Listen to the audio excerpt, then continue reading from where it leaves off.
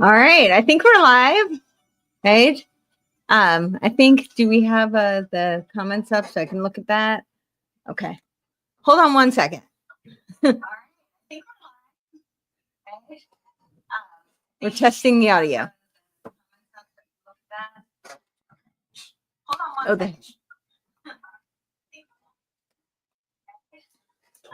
Oh, okay. So I wasn't sure. We're testing some of the audio, making sure we don't have an echo. And I'm also going to pull up the comments box so I can. This is the first solo live I've ever done. I've done lives on Instagram, and I actually haven't done them in years. So this is the first time I'm actually doing a podcast live stream. And yeah, I thought that this would be a good little exercise to do. This is kind of scary to me. My birthday's tomorrow, so happy birthday to me, and I'm overcoming a fear here.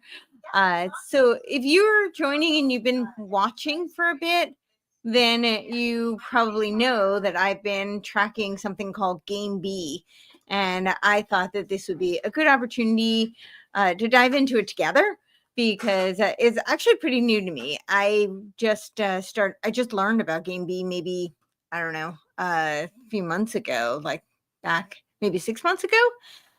So it's all pretty new to me.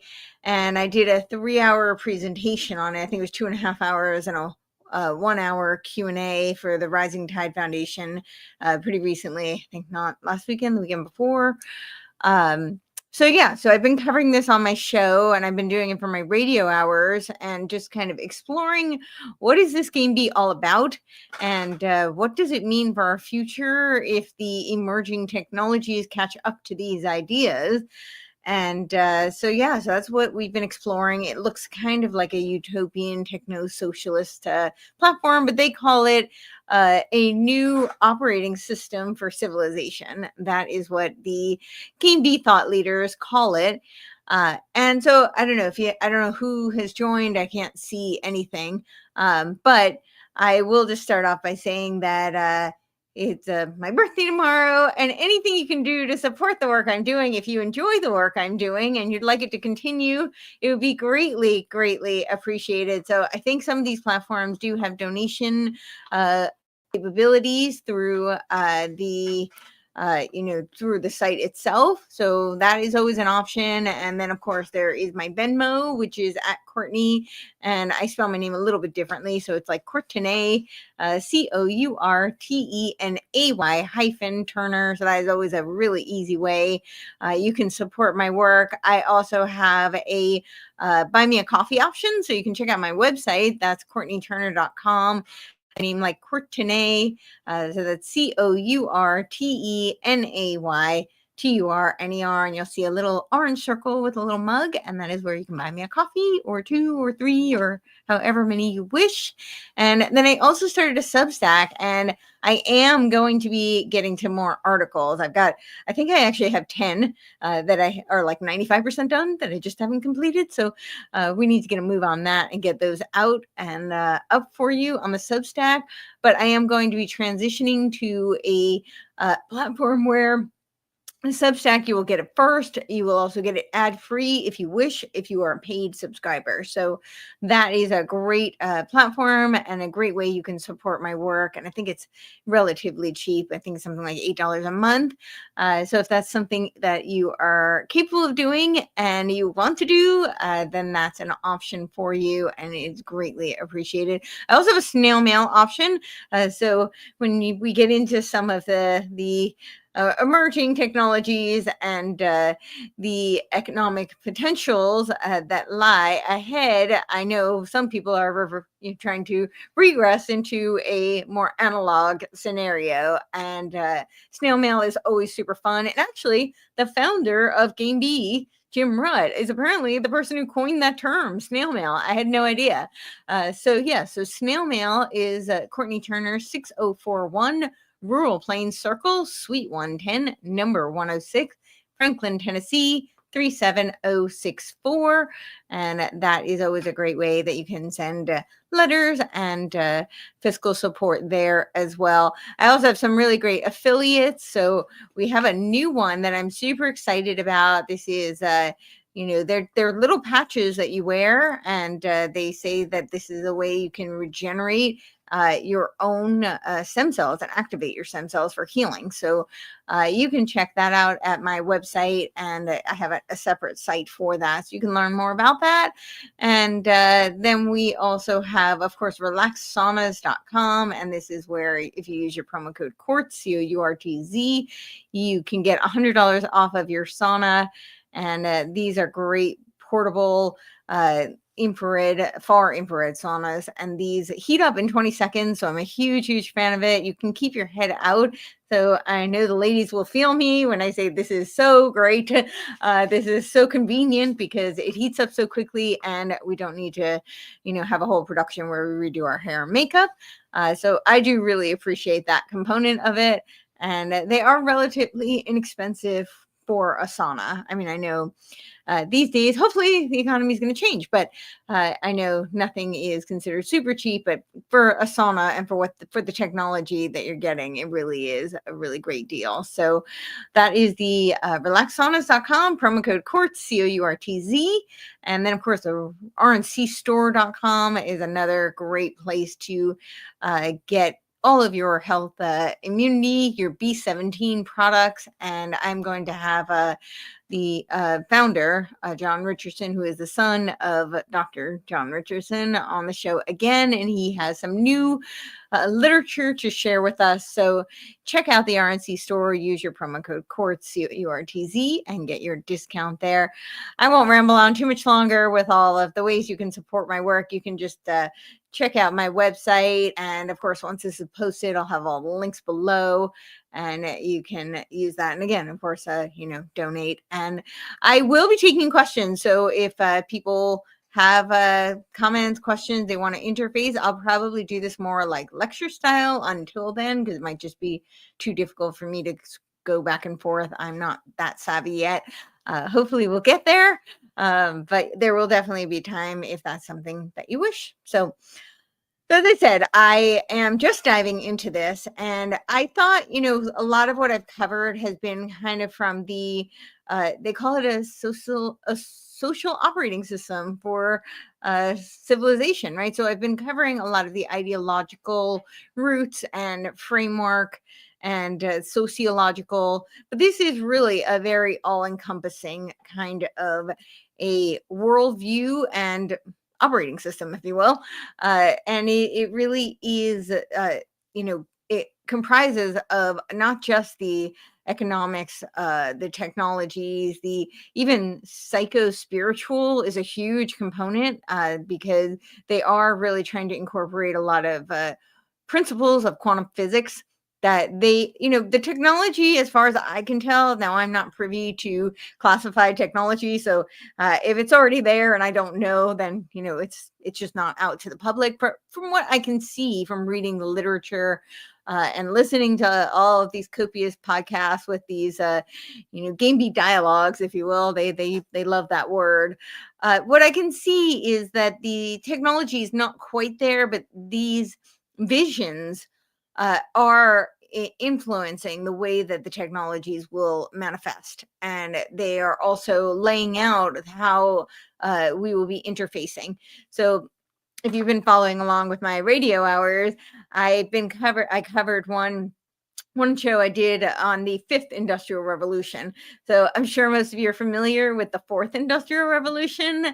And of course, our, free speech savior, the Muscadoo, has been, very instrumental in moving us through this fourth industrial revolution. That, of course, Klaus Schwab wrote the book, The Fourth Industrial Revolution. They say that the World Economic Forum coined this term. But a lot of the quote unquote experts actually say that we're now in the fifth industrial revolution already. And they've outlined what the sixth and seventh industrial revolution looks like.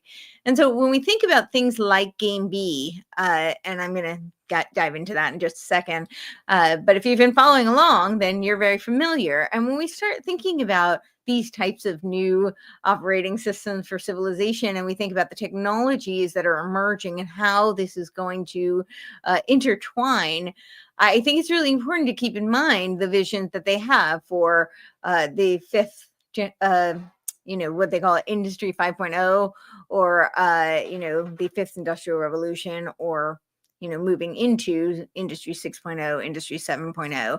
And this is really the key, that it's human centered.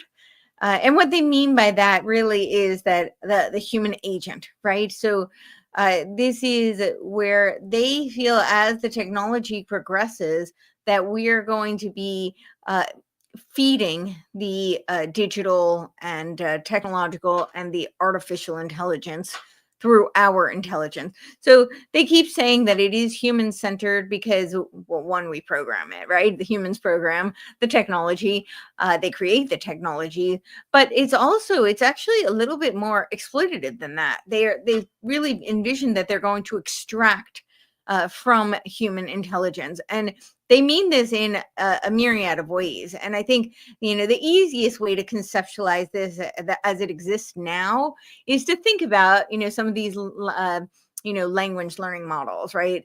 Think about something like ChatGPT. And right now, ChatGPT kind of scours the World Wide Web, and it extracts various conversations that may have been had, articles that have been written, but it's really coming, tweets people have posted. It's really extracting from humans, and it's compiling them, and data mining in at a rate that is much faster than a human could collect that information or process that information. And so that's kind of, I don't want to say it's rudimentary. It's kind of really amazing. It's very impressive that we have that kind of technology, but it is very rudimentary compared to what they're envisioning and what they're developing at the moment. But it is that concept of they extract from humans, so it's human intelligence that's being coagulated in a sense, right? And it's being compiled, and then that's some kind of a composition is spit out, uh, through when you whatever give depending on whatever prompts you give it or questions you ask. But they're talking about things like not just extracting various written words we may have given, or even your name, image, and likeness that you may have signed away. They're talking about actually harnessing humans, and I've read some literature, they talk about things like mitochondria. So again, this technology is not all there, although there was a really fascinating study done at the University of Amherst, Massachusetts, that talks about leveraging humans to harness the energy for 6G. And if you look at the documents that Boston Global Forum has put forth, I went through this in a recent show, actually, and I don't know if I have that to pull up, but it was through the AI World Society in conjunction with Boston Global Forum, and they go through the technologies that are going to be used for the AI World Society and how they're going to harness human energy. And that was, I think, before then, it was 2019, I believe. So it's a few years ago now, right? It was a while ago. But they do talk about these types of technologies, the Internet of Things, the Internet of Nanobio Things, of course, the Internet of Bodies, and all of this is going to be interlinked. So I think that those are some things just to bear in mind as we dive into this. For today, I thought I would really focus a little bit more on the economic ramifications and visions for society in this game B. So if you're not familiar and you're new to this concept, there's a really great film. Well, depends on your opinion of great, but some people think it's kind of creepy, but it's through the STOA, and it's about an 18-minute film, and they go through what is game A and what is game B. And it was very well done, very highly produced. There were a lot of filmmakers involved in this, and it's called An Invitation to Game B. And so they go through game A, and then they take you on a journey. The pioneer, as they call her, they invite her to experience and explore and co-create, because remember, a lot of these people are disciples of Buckminster Fuller, Barbara Marx Hubbard. So this terminology of co-create is very much in their lexicon, and you hear it quite often. And so they're inviting you to be a part of this process to co-create. And that being said, I will say that, and I think just to be fair, Game B doesn't actually exist at the moment. This is really, it's in this kind of laboratory state, if you will. And there are lots of forums where they are, it looks very organic, right? It's a lot of people kind of in dialogue, and they're presenting their ideas, and they're collaborating, they're going back and forth, and they're really trying to, it's like a think tank, but in a more public forum, although I'm sure they're having conversations behind closed doors as well. But just to give a little bit of the backstory, because I'm just not sure who's watching and how new you are to all of this, but the grandfather of this concept is, I would argue, Jim Rudd, and you may know him as he was the chairman for the Santa Fe Institute. He also started the Network Solutions. He's kind of a big tech in venture capital guy. So he's very involved and familiar with technology. He is also studies complexity theory, systems theory. This is kind of the Santa Fe Institute, research that they do. And he had started out trying to create a political party and movement. And as the story goes, and you can watch the podcast he did on Rebel Wisdom with Brett Weinstein, who was another kind of founding member of this concept in the early days when it was the Emancipation Party.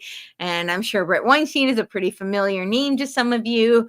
He is, of course, the brother of Eric Weinstein, who is also involved and a supporter of this concept, and also one of the OG intellectual dark web people.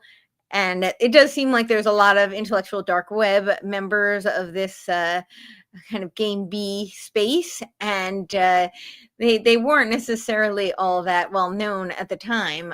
It was started at the Stanton meetings, as Jim Rutt calls them, right outside of Virginia, and they were trying to create this Emancipation Party. And the Emancipation Party had a lot of things that are very integral to the vision for Game B, things like the universal basic income, and we're going to get into that. But that, those kinds of concepts, I would say kind of aligned with like a Bernie Sanders platform. And he said that the boomers, this was back in 2011, he said the boomers were super on board. He thinks he could have, really made headway if it was just the boomers, but he didn't think that you could really start a political movement with just the boomers. So he was working on X, and he said that Gen X, could be rallied, but they weren't all in. And then he said the millennials loved the platform. They were all on board for things like the UBI, the universal healthcare programs. A lot of the programs that they were advocating in this Emancipation Party were super exciting to the millennial. But he said that the concept of having a political party was an anathema to them, that they were just anarchists, and they just really didn't like this idea of having there be a political party per se. So they kind of tabled this idea, although there are a lot of kind of offshoots, and you can look into things like the United Independent Party. That's Christopher Life. And this really upsurged during 2020. A lot of these ideas kind of took a big uptick in 2020. Even Game B, they really mobilized again in 2020. And so they... so what else? There's the People's Party, and that has a very long history going all the way back to the bimetallists, the people who are advocating for silver in addition to gold-backed economy. And so just, there seems to be a bunch of these kind of political movements, but they actually call it a trans-political. So there's the One Nation Party. So it's all in a very similar kind of vein. But so they left that, and then it was Thor Mueller who told Jim Rudd, and you can watch the whole backstory, it's a few hours long, but who told them that they should keep Game B, the concept, for branding and move forward with it. And then there were some, kind of inviting and or maybe that's too bold a term, but some discrepancies, and Jim Rutt talks about that. But so that's a little bit of the backstory of where this game B concept is derived. And you can learn more about it on the Game B wiki. And I'm actually going to start off here by reading a little bit from that, just so you get a sense of the backdrop of, how they feel about game A versus game B. And I think another way to really think about this is I've talked a lot about the Changing Images of Man document. This is Stanford Research Institute, Willis Harman, who's actually, I think, the president of the Institute of Noetic Sciences. And I think that is, pretty relevant. They're, very much an adjacent kind of a group in this network. And so he talks about, it was him in conjunction with W.O. Markley, who did a lot of research on remote viewing, and this was all kind of integrated into this Changing Images of Man document. And so this was in around the early 1970s. I believe they did the first edition in 1972, and then they published the final one in 1974. And then, of course, they popularized these concepts in a book that some of you may be very familiar with, called The Aquarian Conspiracy. And they used Marilyn Ferguson, who was Willis Harman's assistant, name as the pseudonym to popularize the ideas in this book, The Aquarian Conspiracy. But I bring all of this up to say that I think it's a really great way to think about game A versus game B. And I'm sure they have considered this, but I haven't found them publicly saying that. But it's a very similar concept. They would talk about how we have to move out of the age of Pisces into the age of Aquarius. And so in game B, they use the language of non-rivalrous. So they talk about how we have to move out of competition into non-rivalrous systems. And so, of course, the age of Pisces, they believe, is very focused on the individual, very competition-oriented. I do have, so somebody just said, do you have Changing Images of Man? I do. I don't have the book because it's ridiculously expensive, so I printed it out. But that seems to be the modern day version of book burning or book banning. They just make it too expensive for us plebeians to be able to ascertain this information. But I did print it out, and I do have that version. But you can find it on Amazon. I believe it is close to $4,000 now, which is a little too steep for me. So so someone said they enjoyed my stream yesterday with Lee on the book recommendations, and I talked about Changing Images Man in that stream as well. And so also worth noting, just for people who are looking into the Changing Images of Man work, that really what they're talking about is changing man's consciousness. That's really what this is about. But of course, the Age of Aquarius is about the collective. It's about cooperation, collaboration. And now more recently, the Fetzer Institute did Changing Images 2000. And I did print out that document as well. It's a shorter document.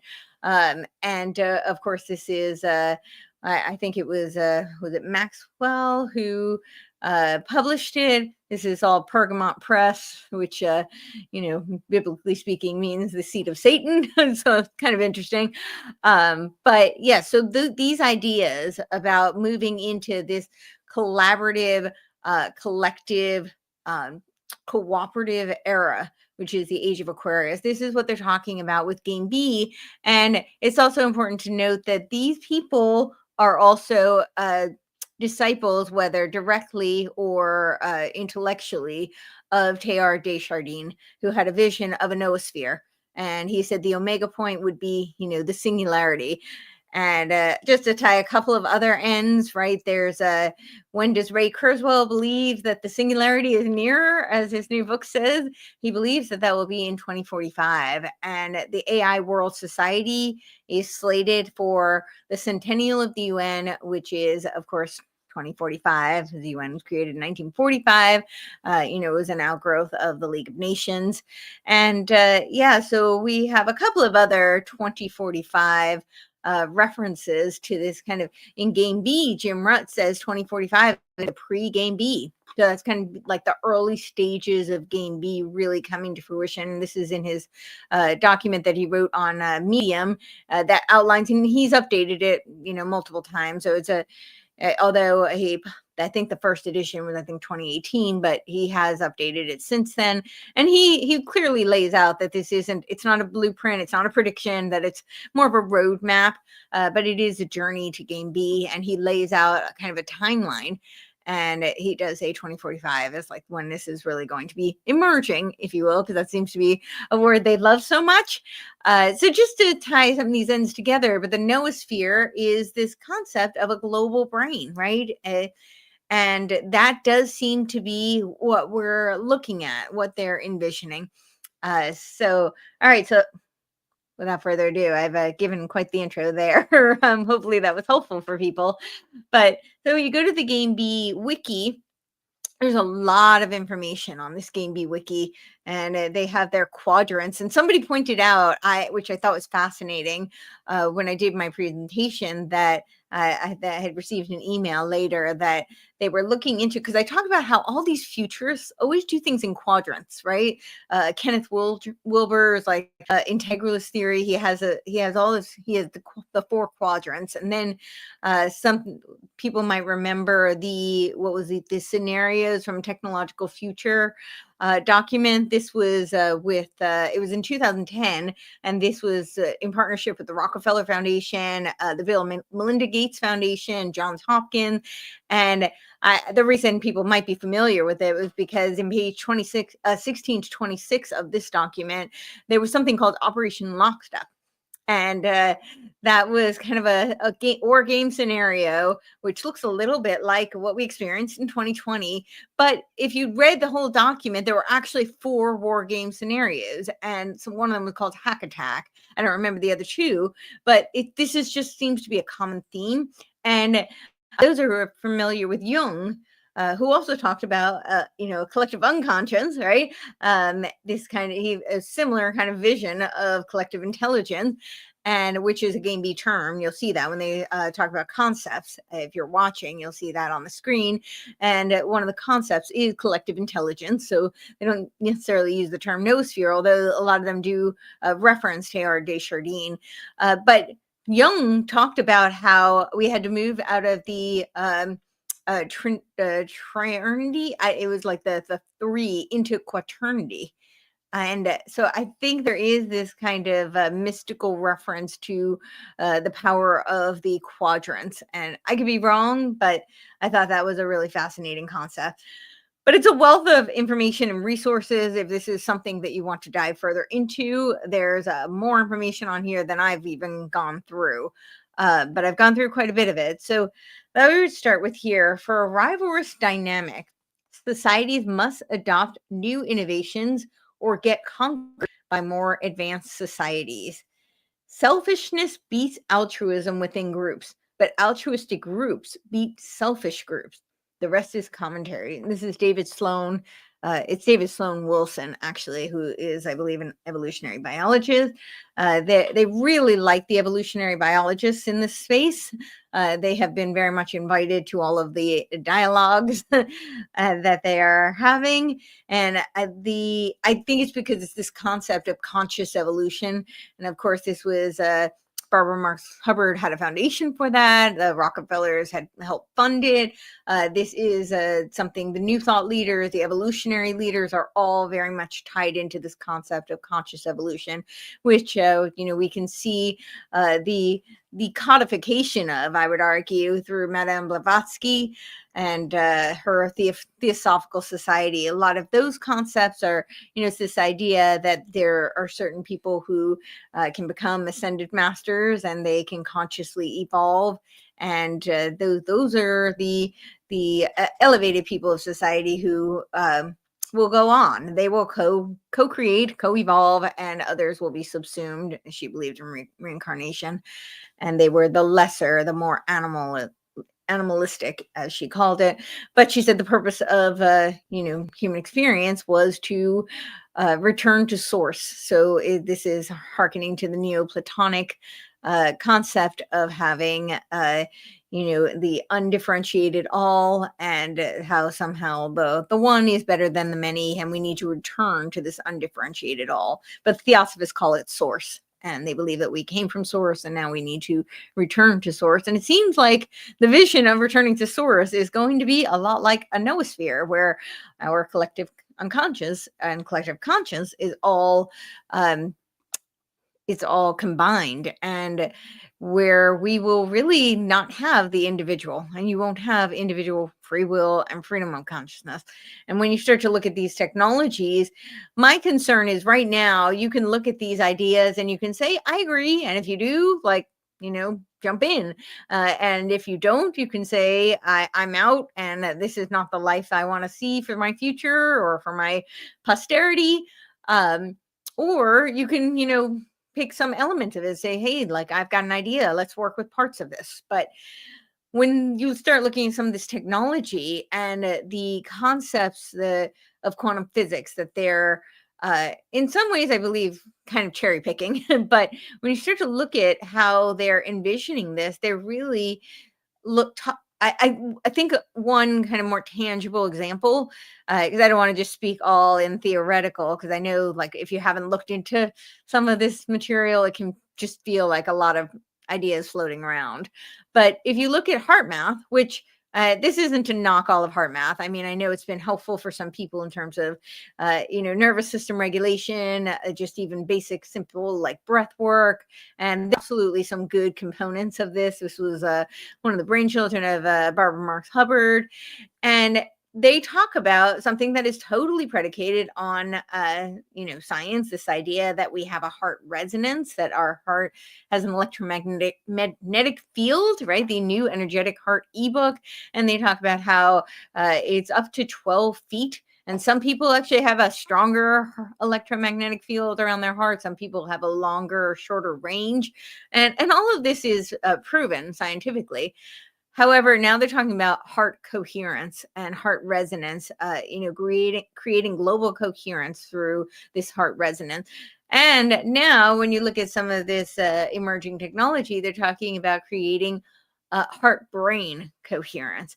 And so, while I don't believe the technology is quite there, they are really talking about a situation where technology is putting us into some sort of a resonant state, a resonant coherence that we may or may not have control over. And when you look into things like optogenetics, frequency technology, sound technology, this sounds like crazy conspiracy theory talk, but these technologies have been around for a very long time. They've been studied for a very long time.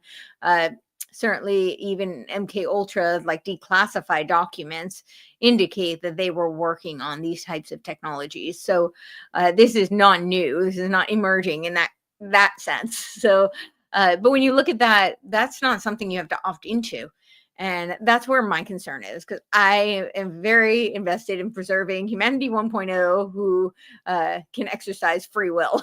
So they talk about humanity 2.0, and I know humans are very flawed, and we are certainly far from perfect, but I would like to see humanity 1.0 remain intact with all our foibles. So yes, okay. So he says that with this quote, the David Sloan Wilson quote, selfishness beats altruism within groups. But this is again talking about, the competitive versus the non-rivalrous, but altruistic groups beat selfish groups. And some remember effective altruism, right? And this was kind of a philosophical movement that it's basically just rebranded utilitarianism. But this came out of where? Silicon Valley, right? So I think that is definitely worth noting. So throughout history, more advanced civilizations generally conquer less advanced civilization. This is exemplified by the former European colonization of most of the world. Due to rivalrous dynamics similar to evolution, the weaker civilizations will not last, and the ones with greater coherence, emergence, and innovations will continue to spread accordingly. Complexity surges. Um, New innovations often redistribute power within society. So I wanted to point to this because they're redistribute power. This also sounds like redistributive economics is another term, right, for the post-capitalist world. And, in a lot of these frameworks, they do think of money as power. So I think this does have an economic inference. Innovations often expand the number of people who profit from the system and so wield the power within it. There is a Hobbesian take it or leave it choice for the governing elite. Accept valuable technologies that may erode power or block them, which carries the risk of being outrivaled by a more advanced group. The medieval historian Joseph Strayer once noted an interesting problem in the history of civilization. If there is a steady progress anywhere, it is in the field of technology. And yet, this kind of progress seems to have little connection with the stability of society. Elites dislike power shifts, although I would disagree with that to some. They don't like power shifts that are disruptive and that they don't control. So, but oftentimes they seem to be behind power shifts, and we see kind of these rivalrous groups that result in synthetic emergence, and oftentimes that is controlled. So, or at least guided. For example, the instinct of feudal lords was to exploit the emerging class of the merchants. However, it didn't take long for the merchants to unite into guilds and demand freedom. Increasingly, towns won the right to self-government. So I just want to interject here. In the Game B vernacular, you will hear them talk a lot about self-governance, decentralization. They call it DeFi, decentralized finance. But sovereignty is another term. But they've redefined all these terms. Where have we seen this before, right? Where they're redefining all the terms. But this is it's kind of like when the UN talks about things like resilience. It has a completely different meaning than what we typically think about. This is sustainability. It means something different. So they have, and I can pull up, actually, I won't do it right now, but yes, this is on sovereignty. And if you scroll down there, I'll see if I can find it in front of me so that I can't read that far, but he talks about how sovereignty is not what we think that it typically means. And so he actually says the word is sovereignty. He starts out this whole article. This is Jordan Hall. And Jordan Hall seems to change his name a lot. I'm not sure what's up with that, but it's R. Jordan, and it was Greenhall. Now it's Hall. I don't know what's behind all of that, but I guess he's rebranding himself and recreating his identity. So, but he has a lot of names. But he starts out talking about how he talks about Jordan Peterson. And Jordan Peterson's on that wiki Game B as one of the people, the Game B people. And he says, but typically he wouldn't be referencing Jordan Peterson. He doesn't, think of him in these terms, but that he uses him to explain sovereignty, because he says sovereignty is tied to responsibility. Of course, his definition of responsibility seems to be a little bit different as well. But he said the word is sovereignty. And by sovereignty, I do not mean the notion that nation states have the right to self-determination on the geopolitical stage. I also don't mean that human individuals are magically able to separate themselves from the rest of the human world and make up their own rules. I mean something very specific, very central to being in the world. If properly understood, it's very empowering. Sovereignty is the capacity to take responsibility. It is the ability to be present to the world and to respond to the world rather than be overwhelmed or merely reactive. Sovereignty is to be a conscious agent. So I just think it's really interesting that he says this because, of course, conscious agents has a very different connotation in this view. Yes, someone said he's calling himself a Christian now. I did see that. I have not watched too much of the videos where he talks about it. He does have one where he talks to Jim Rutt, about his conversion. But I wish him the best. I hope it is, a great journey for him and for those witnessing it. But I'm a little bit skeptical of people who talk about their Christian convergence. And then they also talk about concepts that sound very pagan, spiritual, Gnostic. I mean, this concept of co-creation and how we're going to redefine sovereignty rather than us being humans who were endowed with free will. So that seems kind of oxymoronic. It seems to be a paradox, but we shall see. I will refrain from any kind of judgment until I have seen more.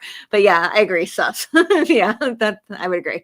But he does talk about it, and he talks about how it's your ability to make sense of the world. And so sense making is another term. It's a concept on the Wiki Game B page. And interestingly enough, sense making seems to be kind of reminiscent of the notion of manufacturing consent. This Walter Lippmann and Bernaysian notion of sense making, and rather than just like an individual kind of on their own kind of navigating this space. But they do talk about sense making as it's like a buzzword in this space.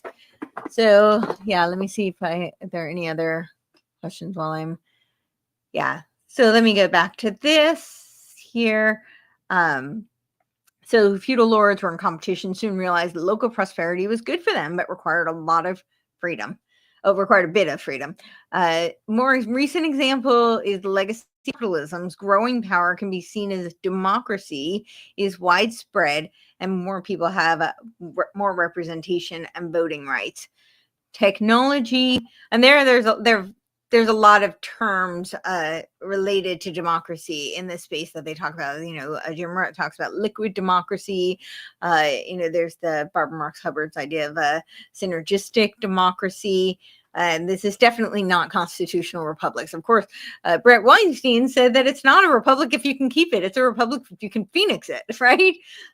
This is very interesting when you know the history of terms like Phoenix, right? This, I think the first time I've seen it was Operation Phoenix in Tavistock. And of course, Tavistock was did their shell shock therapy research on post-traumatic stress disorder during the First World War. There was the predecessor was the Wellington House, the British War Propaganda Bureau.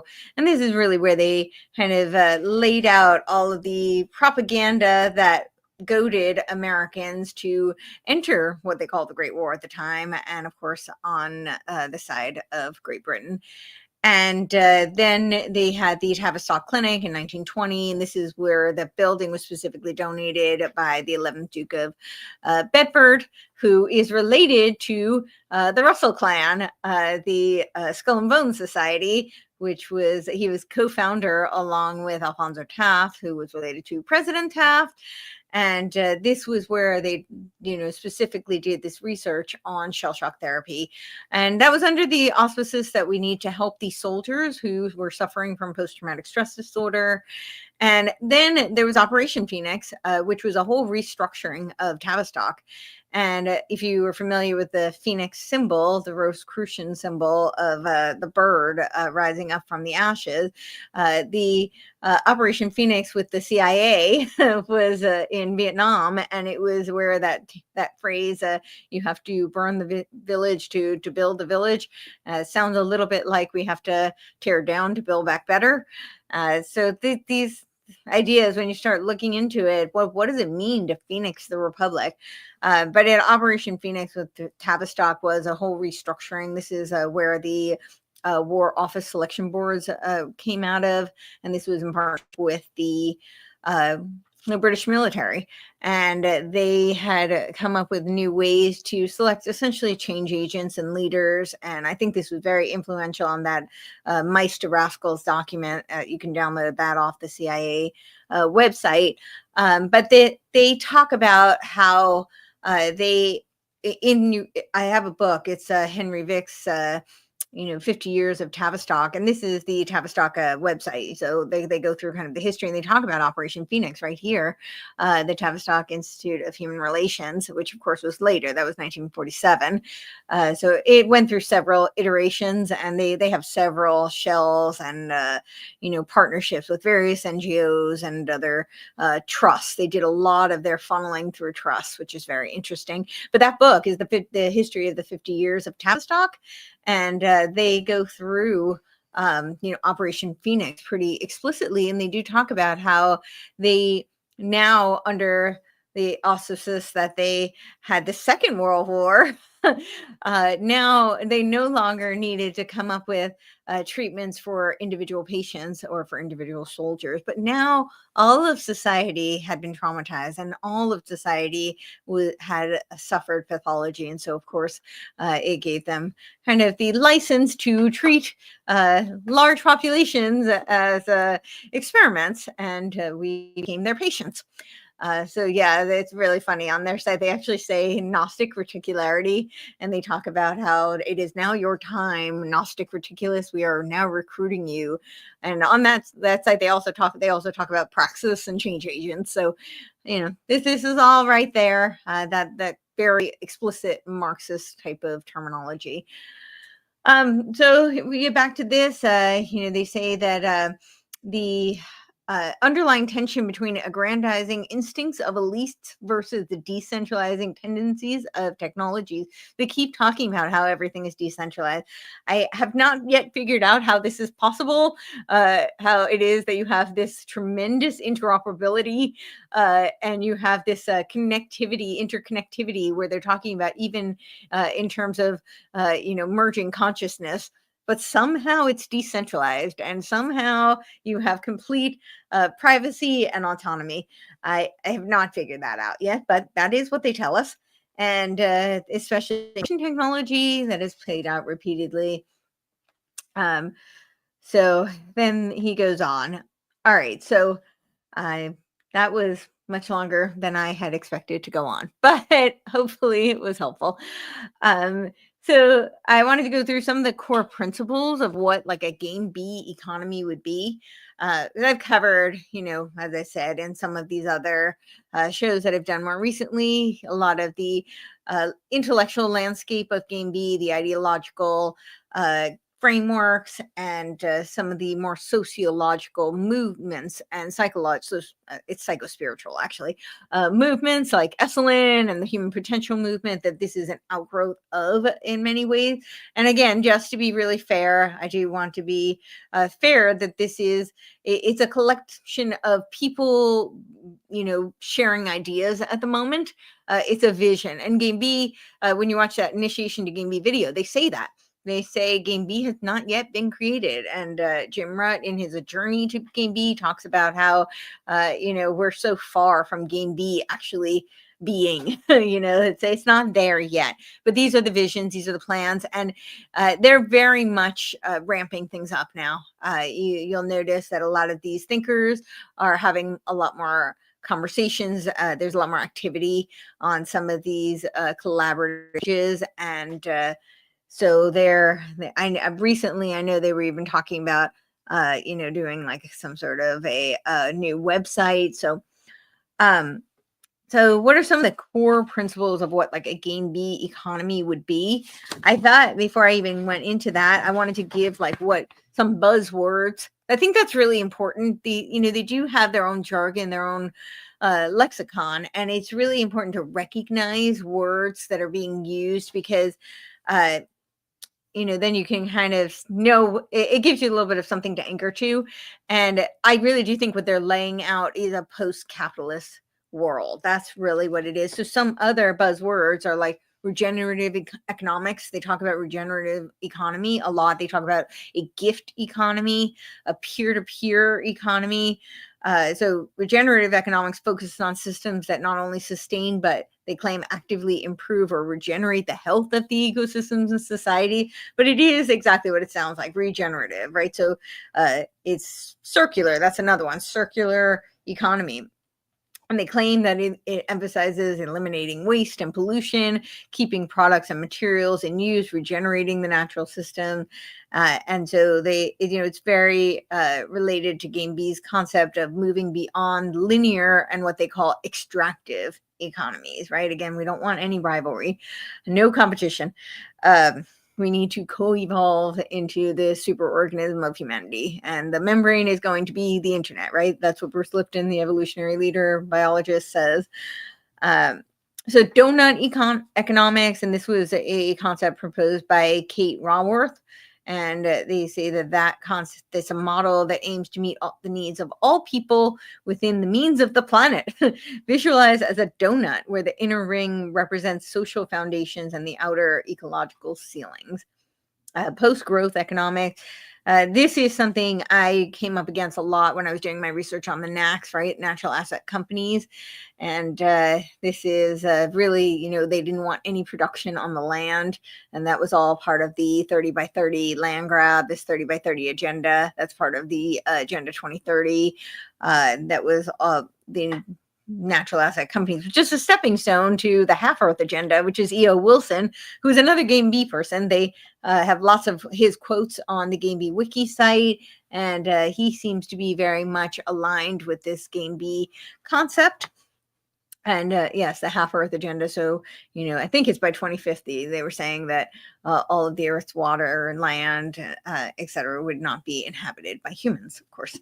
And you cannot, it could not be produced by humans, so no productivity. So this is a post-growth, no longer just degrowth where you can't produce. It's now post-growth.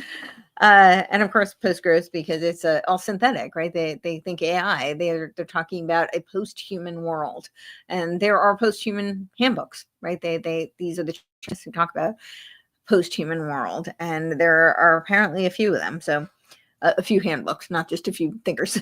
So solidarity economy, commons-based peer production. So this peer-to-peer concept is very much embraced by the Game B advocates. Steady state economy, bioregional economy, eco-socialism, again, degrowth. So these are just some of those buzzwords that I thought would be good to run, to share. So what are some of the core principles of a Game B economy? Is regeneration over exploitation. So they keep stressing this idea of how Game A is exploitative. Now, it's really interesting in the Game B initiation to Game B video, they talk about how exploitative and how Game A extracts, right? It extracts from the land. It's competitive and it's all about extraction. However, and they talk about how there was a society before Game A, but it looks like just like the Neoplatonic or ancient mystery cults, that kind of a framework for civilization. And then they say Game B is non-exploitative, it's non-extractive, except they say that we're taking all the technology from Game A. That sounds a little like extraction to me. They're also saying that we're extracting from human energy, human intelligence, in order to create this collective intelligence. I don't know. That sounds like extraction to me. But yes, they say they're not exploitative and it's all collaborative and non-rivalrous. So it, of course, prioritizes ecological health, sustainability, focusing on replenishing resources rather than depleting them. Examples are regenerative agriculture, which I just want to caveat with that because I feel like I get a lot of pushback whenever I talk about this, because who doesn't want regenerative agriculture? That sounds great. Like if we could have organic farming, organic practices that are truly in harmony with not just the environment and earth, but with humans and human health and the entire ecosystem, that would be beautiful. However, one, it's not very realistic in this day and age. A lot of farmers are being completely shut down, put out of business, and of course, who is it who are no longer able to sustain their farming practices? It's not Monsanto. Let me just tell you, those are not the ones who are being shut down as a result of these requirements. But it's also, how do they know, right? When it was a partnership with the I think the USDA for these climate smart commodity projects. It was right after they did like an ESG compliance. Then there was a billion. I don't remember the number, but I think it was something like, it was a very, very large amount that was dumped into this climate smart commodity projects. And they a lot of the farmers were trying to combat this, and they kind of revolted against it. And it wasn't because, like, the SEC had no business being involved. It wasn't because like SGGs should not be a requirement. Like, all of these are very valid concerns, but what it was that they had no way they had no heuristics, they had no way of monitoring and reporting if they were actually meeting these requirements. So that's what you have to keep in mind when they talk about these things. How are they measuring it? And of course, how are they measuring it? Is these technologies like AgriWeb, or I forgot the names of some of the others, but they have a whole bunch of technology that are going to now track and surveillance in order to collect data mine how close you are to net zero greenhouse gas emissions. And of course, this is a feedback loop, right? So I think people need to really keep that in mind, that we're not talking about just advocating for people using organic farming practices. I would be very supportive of, if people are able to, farmers are able to do that. I prefer to eat that way, and I think it is better for the environment and people. But they're tracking it, and it's all about the net zero, which is your bring carbon emissions, which we can't achieve net zero. We are the carbon they want to reduce. That's just about population control. That's what that's about. So circular economies and renewable energy, distributed power and governance. So they say they move away from centralized hierarchies toward decentralized network-based decision making, emphasis on participatory governance and collective intelligence. Again, they keep saying it's decentralized, but it's collective intelligence. Does this make sense to you? Maybe I'm missing something. This doesn't make sense to me, but I think also another thing to really keep in mind is when they talk about network-based decision making. So I did a show on the network state, and this becomes very relevant. This is, of course, Peter Thiel is a big supporter of the network state. This was Bijal Srinivasan's book that he wrote, and it's called The Network State. So it's his concept. He's the CTO of Coinbase. So you can see where I'm going here with this. And Peter Thiel had originally done something called seasteading, and he put the number I found was, I think, 500,000. So not a huge amount for him. I mean, it's a lot of money to me, but it kind of went belly up. It was not very successful. It didn't go anywhere. So he kind of channeled that energy towards this concept of a network state. And the network state, again, they talk about how it's so decentralized, right? It's a kind of like this cyber ideologically united state. However, they envision a dissolution of geographical nation states in favor of having these ideologically connected cyber states. So, but here's what I think people often miss is, I think people are very concerned when they hear, I mean, not all people, some people love the idea of having a centralized global governing body like the UN who tells them everything they should do, and UNESCO who has an AI ethics document that tells us how, the centralized cyber state can govern our morality. That's obviously my commentary. So, but that's kind of what it looks like to me. But there are people who support that and they think that's great. But that's the network state concept they don't seem to be concerned about, which is still, you can be locked out of a network state, right?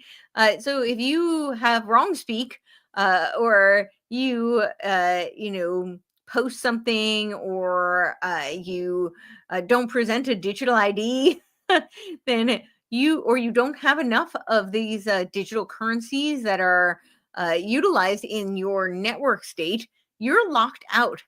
And I think people often don't they don't equate those two together. And they think of it as being so decentralized, but meanwhile there has to be some sort of centralization, whether that's an AI centralization. I mean, they're talking about all of it being run on smart contracts. So even if it's AI, there is still some sort of a centralized governance that's occurring, and they're still using these like tokenized economies. And Game B, actually, they talk about like they're trying to come up with a name for their Game B, the economy, and like their coins. And they're still coming up with that. But the Game B video has the NFTs, the end of the video. I don't want to ruin it for you, but it's an 18-minute video. So if you're interested, but they do end it with the girl holding the coin. And if you look on their site, they have NFTs for this Game B film. So they're already talking about using these types of currencies. And this is on, of course, they talk about blockchain, and they think blockchain is super decentralized. And I know I will probably not make friends with people by speaking ill of the potentials with the Bitcoin. But, who's a fan of the network state? Peter Thiel. And of course, Srinivasan, the CTO of Coinbase, which is the wallet used for your Bitcoin to convert things and to get your Bitcoins. And we have Peter Thiel. He has his company, Prospera, which is the place to build your Bitcoin city.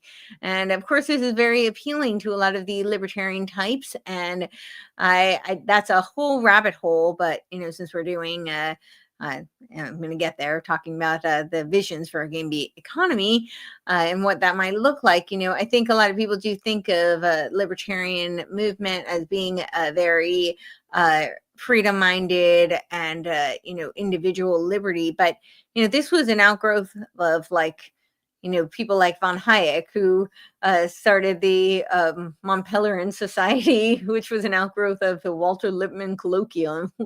So there, he also had his last chapter of Road to Serfdom talking about the solutions that a international world order could provide. So, but all this to say, they are really, it does look like they're targeting a lot of libertarian-minded people with this Bitcoin stuff. I'm pretty sure, and I don't quote me on this, but I think the Bitcoin was created by the CIA. So if I'm wrong on that, then I'll have to look into that. But I think it was, and I don't know, they would just create this thing that now put it out to the public for all of us to have our, bulwark against them. Seems interesting.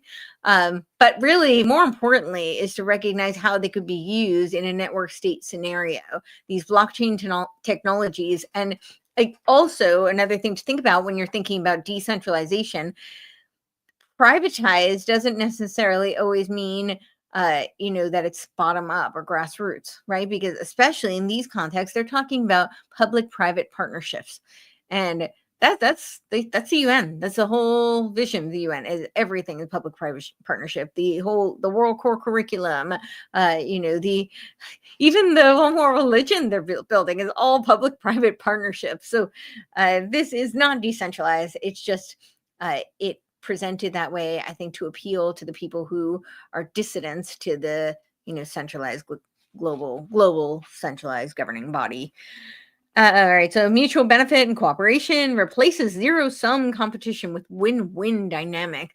And I won't go too into detail on this story, as I'm sure a lot of you have heard this before when I talk about my experience at a landmark affiliate. It's not an affiliate, but it's like an offshoot. It's the same kind of concept. It's born out of these Werner Einhard EST programs that are very reminiscent of the whole human potential movement. But they had a game, and it was basically prisoner's dilemma. And they actually said, like, this is team A, team B. And they kept talking about the zero sum versus the win-win. And of course, in game B, they talk about omni-win. And it's an omni-win economics, the economy that they're trying to create. And so they encourage collaboration between individuals, organizations, and of course, nations to solve global problems. Intrinsic value over extrinsic value. So they focus on well-being, wherever we heard that term, a well-being economy, right? Isn't that something the World Economic Forum is talking about?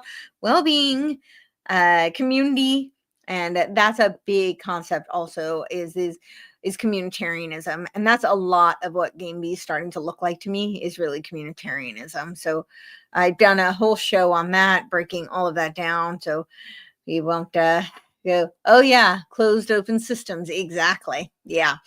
Yeah, someone just commented, Matt, or it's a lecture on open versus closed systems, and that's exactly very much what we're talking about here. Okay, so success metrics shift from GDP measures like gross national happiness or ecological health. so, so we're no longer talking about the gross national product, right? Gross domestic product, sorry. And now we're talking about gross national happiness. Do you remember I did a show on this too, the SDG of joy? And some of you may remember that Harris was running on the campaign of joy. And this is very reminiscent of the Nazi campaign of joy. So I'm seeing a theme here, but I'm not sure who's determining what is happiness, who's determining your well-being, and what metrics are they using? What are the heuristics for this?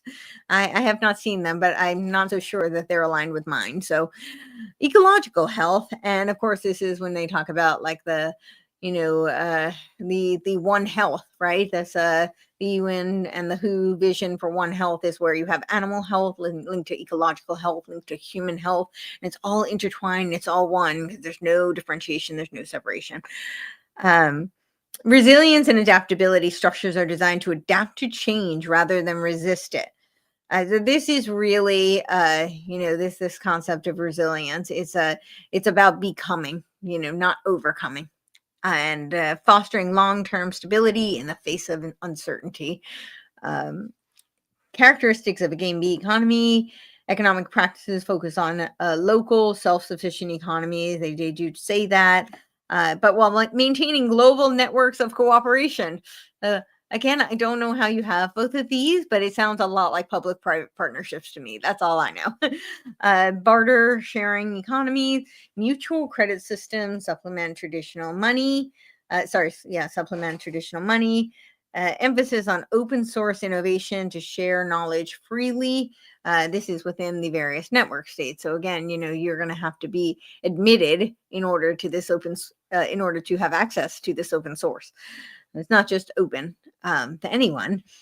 And what do they say? The technology that supports human flourishing. That's another buzzword. It's on the Game Bee Wiki. They talk about human flourishing, but again, they've defined flourishing. And this is not just, it's a very specific term. They actually have a company that's affiliated with this human flourishing.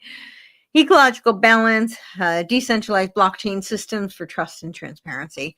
Work and labor. People pursue meaningful work that aligns with their skills and passion. And so they don't have to worry about, making money. They don't have to worry about, productivity, GDP. Because this is where the UBI comes into play. So we will have a universal basic income or community-based resource sharing, which reduces reliance on jobs for survival. So this is where we see like the Emancipation Party platform that is now coming through these kind of concepts. Continuity and relationships. All right, and then ecological integration. So economic activities that operate within planetary boundaries, and nature is seen as a stakeholder with policies ensuring its preservation. So they're very much in line with the SDGs, and I will talk about that in a minute. Okay, so where do I have my... Okay, so what might it look like in practice? They talk about like localized renewable energy grids that share power between communities. So again, you're going to have to be on the grid in order to do that. So I don't know how it could be super, local, decentralized, and individual, but food community supported agriculture programs providing sustainable local grown food, housing, co-housing communities. So again, this is all looking like communitarianism, right? And so that's what this is looking like.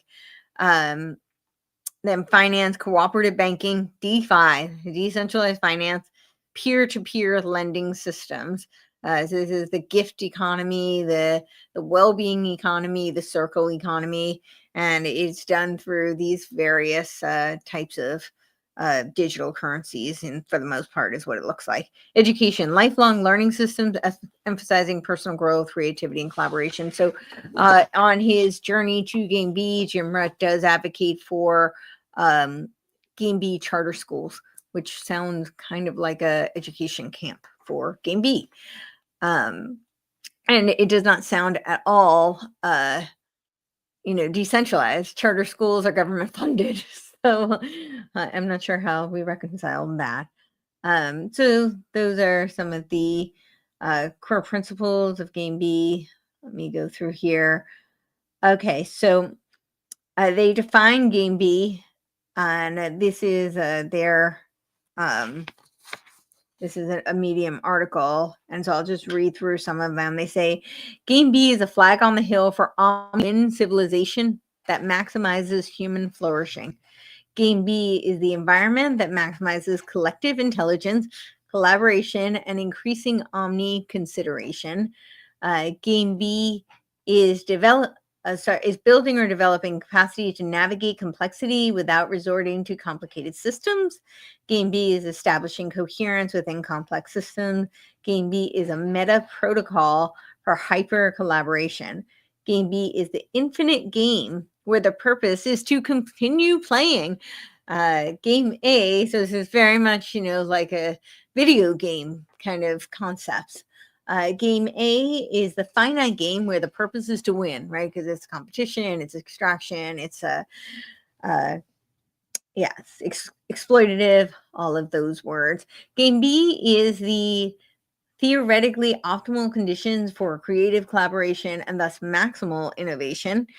Although I don't know, I have seen competition breed a lot of innovation, and I'm not saying that I think there's time and place for competition. Not like sometimes you want to collaborate with people and work together, but competition is not like the root of all evil. It is not the enemy of all. It is, and it even if it were, it's a very utopian concept to think that like human beings are suddenly going to be devoid of this instinct to survive and to want to compete and to want to succeed and accomplish. I mean, I don't think these are all bad things. I think it's led to human beings creating some really just genius creations. And even sports. I mean, sports are beautiful. Like I've been an athlete most of my life, and that's like the key component of a sport is competition. So let's keep all of that in mind when you might be like, "Oh, this sounds so beautiful. Can't we just all live kumbaya?" Imagine like the Beatles, John Lennon song. Imagine all the people living in harmony, which I've told this story many times too, but like when I did those EST programs, every time you entered the room, they would hold hands and the song Imagine would play. And it was in that moment when I knew, and every time you leave, they did that too. I would know that this was like communist brainwashing, because they're putting you into this state, right? This collaborative kind of really like a hive mind kind of a state where you're emotionally traumatized. So you're much more susceptible to the programming. Game B is a model of societal, economic, and/or political organization that leverages people's authentic, long-term interests towards a healthier, more cooperative society and increased well-being. A Game B system is any cooperative, mutually beneficial. Um, so then there's a article. It's a whole series by Daniel Schmachtenberger. Daniel Schmachtenberger has been on, Joe Rogan. He's one of the founders of the Consilience Project, and this is it used to be called the Neurohacker Collective, and this is they talk about. So sorry, no. Consilience is separate. He was also the co-founder of the Neurohacker, which is now named Qualia Life, and Qualia is this like philosophical term that means the essence of something. To describe something, it's the essence of that thing. It's a philosophical concept. some of their products I think are, probably great, and does look like they have a lot of research behind it, but it does look like it's got kind of a longevity is the buzzword, and optimal brain optimization they call it, and longevity. It does seem to have a bit of a transhuman kind of undertone to it, but the company itself looks like it's has some good products. But so the Consilience project, though, which she's also involved in, is interesting to me because it came up in my NACS research. So they're very much in line with the whole green agenda. So we can get into that in a bit, but I just wanted to give you a little bit of a backdrop of who he is, and he's written this new economics series, and I won't go through all of it because it's so long. It's actually a 4-part series, but he talks about design constraints for a viable economic series, and he talks about like all the problems in our game A world, and then he goes on to the part 2, which I might go through a little bit of just because it's more like bullet point, so it's quicker. But if it's something you should definitely check it out if you want to do further research on this. So they talk about win-lose generator function. They talk about the win-win generator function, win-lose system processes, win system processes. Win-lose system processes, win-win system processes. And then they talk about the essential transition process. So this was interesting too, if I could find it. I had it in another one of my presentations, but when I had looked up like a post-transition, I found like this like cryptography site for the DHS. So I thought that was very interesting. But yeah, so they talk about the whole transition from game A to game B economic systems, and what the difficulties of that are going to be. So he goes through all of this, and then he points out like the side to side distinctions here. And then in the part 3, when the system is the source of the problems, he has a whole chart here where he talks about the desired reality and on one side. So like I said, in the beginning, I kind of see this as a utopian techno-socialist operating system civilization. And it really does. Utopia means nowhere. So while some of these concepts may seem great, I just don't know how it's going to be a practical application for reality for humanity. So, but they talk about the desired reality, and that is great. Imagination can lead to some great innovation. So we can still war game this out, or game theory it out. But the other side, they say the incentives within capitalism. So I mean, this very much indicates to me they're envisioning a post-capitalist world, and I definitely think capitalism is flawed. It is, far from perfect. There are many great challenges. Unfortunately, I think that, if anything that's going to be designed by humans is going to be flawed. Last time I checked, we are inherently flawed. But I do think capitalism has done some, really beautiful things for humanity as well. And as far as I can see, I've not seen a system that works better. And every other system really just leads to tyranny and totalitarianism. And what I'm seeing with this is executing a vision for a noosphere, which eradicates the free will of humanity. And that's my primary concern. So they're outlining in this, and then it's a 4-part series, so you can look into that. But the main challenges that he outlines, just very concisely, of transitioning to a game B economy, he talks about the cultural resistance. So, of course, we're all immersed in the culture that we know, and changing that can be difficult. So We have to overcome the deeply ingrained competitive mindsets and systems. I would argue that's not just cultural, like that's also ingrained in survival of humanity. So, yeah, we need to overcome just human nature, I guess.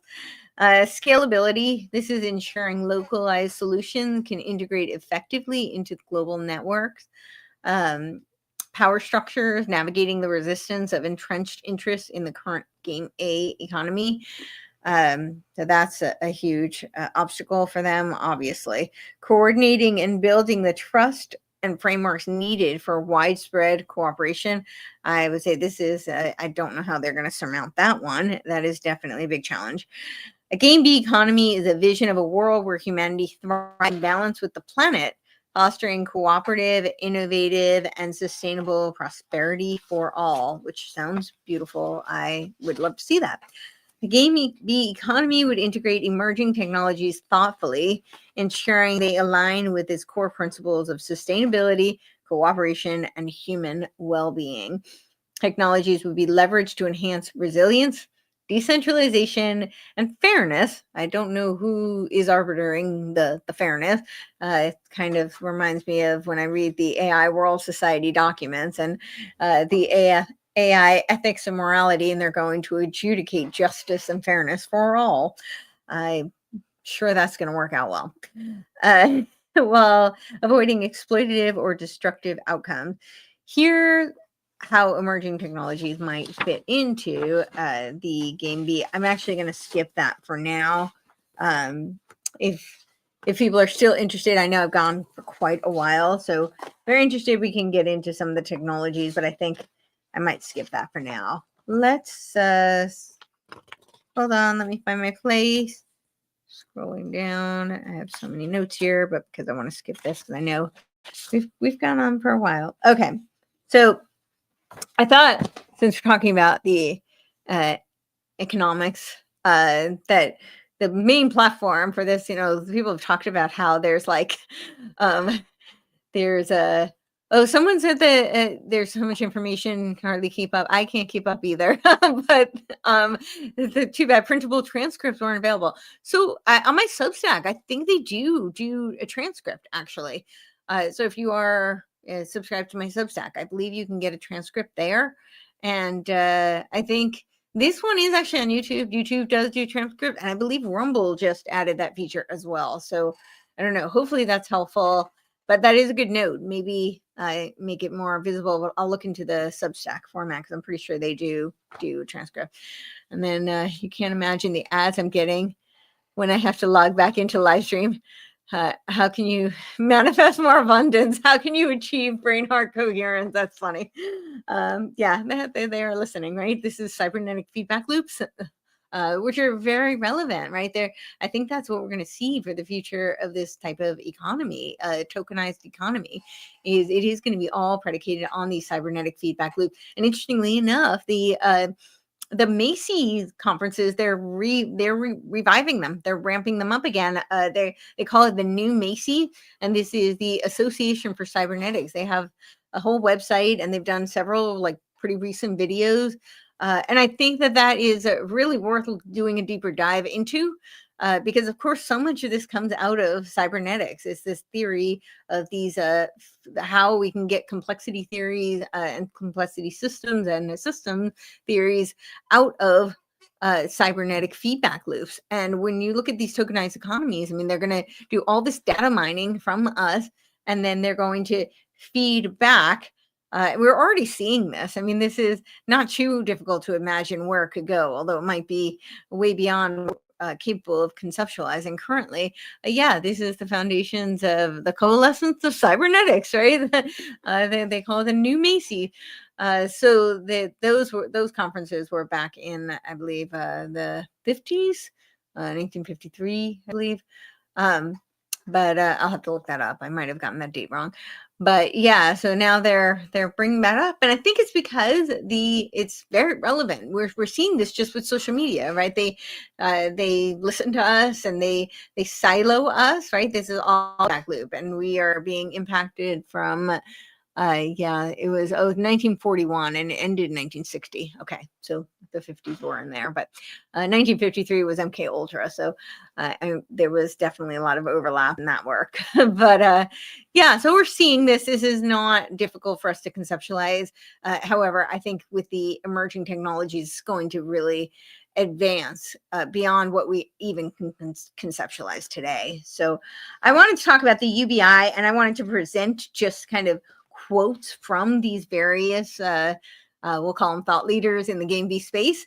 And of course, there's Jim Rutt, and he's, as I mentioned, like kind of the father of Game B. He was the chairman of the Santa Fe Institute. He's the what else? I think he was the CEO of Network Solutions and many other kind of technological companies. And he, of course, supports a UBI. Absolutely, this was on his Emancipation Party platform, right? There would be a UBI. So he has a routine, many times he's advocated support for UBI as a mechanism to address technological unemployment. So this is, when I talked about how they think we're already in the fifth industrial revolution, they're now talking about how we're going to move into the sixth and seventh. And this is really a world, it's a transhuman world. This is really where they talk about how we're, interfacing with these robotic and, technological creations and artificial intelligences, but it's also where they're going to be doing a lot of the work, right? And as these technologies advance, they predict that we will lose a lot of jobs, right? A lot of jobs are going to be replaced by AI and robots and some of these emerging technologies that we're going to see. And I say emerging technologies because I don't think we fully even know all of the technological developments that they are working on or that they will create, and that some jobs will be lost. And so they're arguing that we're going to just need to be given some sort of a universal basic income so we can live, because we won't be working because our jobs will be replaced by technology. And but they blame it on Game A. They say that this is because of the dehumanizing systems of Game A. So, however, he emphasizes that UBIs must be paired with cultural and systemic changes to avoid huge potential pitfalls like dependency or loss of meaning, of course, because a lot of people do derive meaning from their jobs and their careers. And, that's, I don't need to expound on that. But and I will say, like, Jim seems like he's obviously a very smart guy. And I think he really thinks he's solving the world's problems here. Like he seems a very genuine thinker. I don't think that he's one of these he's got a bit of an ego, but I don't think he's one of these like megalomaniacs or like sociopathic control kind of figures. I don't think he's looking to control humanity. I think he really thinks he's innovating and coming up with a vision that will be a new social operating system for the future of humanity that's going to solve all of our problems. My critique would just be that a lot of it is just a little Pollyannic. I don't see how in practice this is anything other than utopian. It just looks like utopian technosocialism or utopian techno-feudalism, because unfortunately, even if everybody invested really had the best of intentions, there's always going to be those people who are inherently selfish and exploit the system. That's just a byproduct and an artifact of human nature. You're going to have those people. So I don't know how they account for that. But here's a quote from him. He says, UBI could be a stepping stone towards a society where people are free to pursue purpose, creativity, and collaboration without being trapped in meaningless jobs. And, that's a quote from one of his shows. And, this is, of course, like that, vision that we should just fund the artists so that they can do their thing and make the world beautiful. I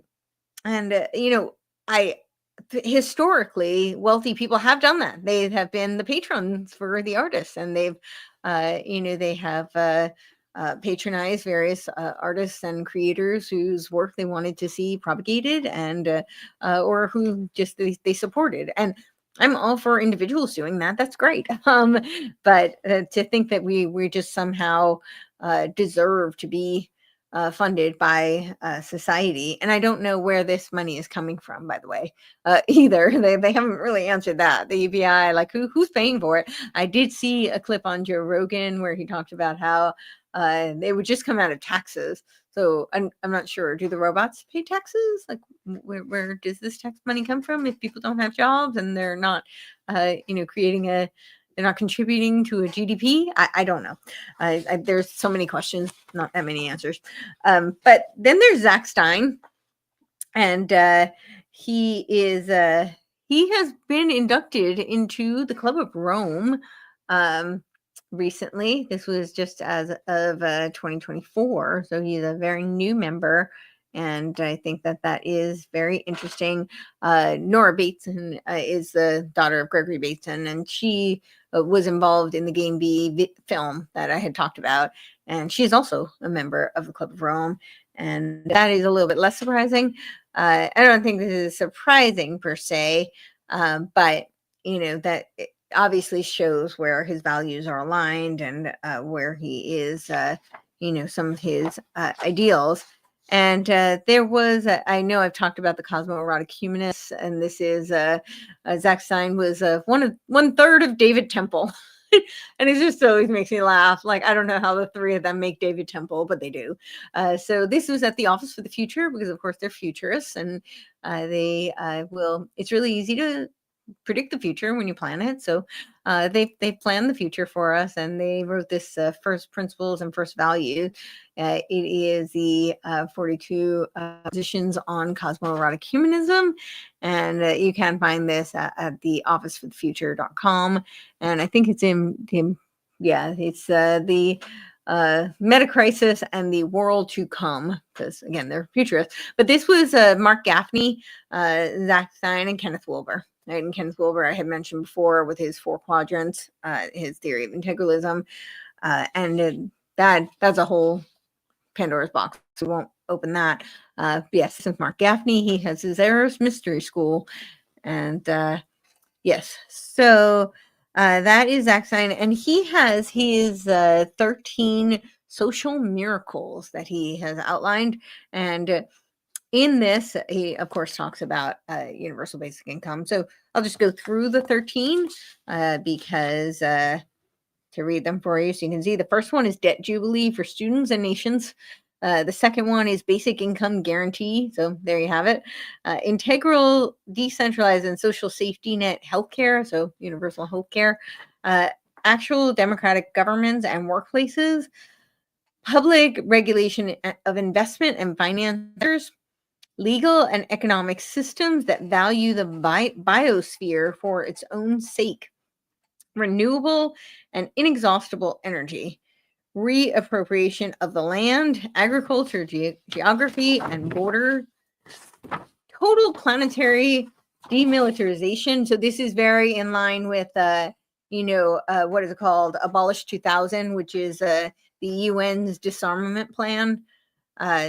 I don't think I have that site to pull up, but that's you can find that pretty easily. It's a UN agenda for disarmament.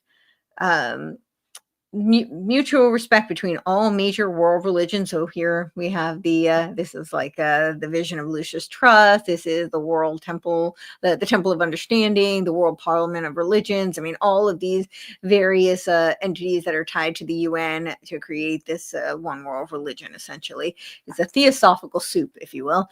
The absence of oppression based on race, gender, sexual orientation, etc. Universal de-alienation and rehumanization.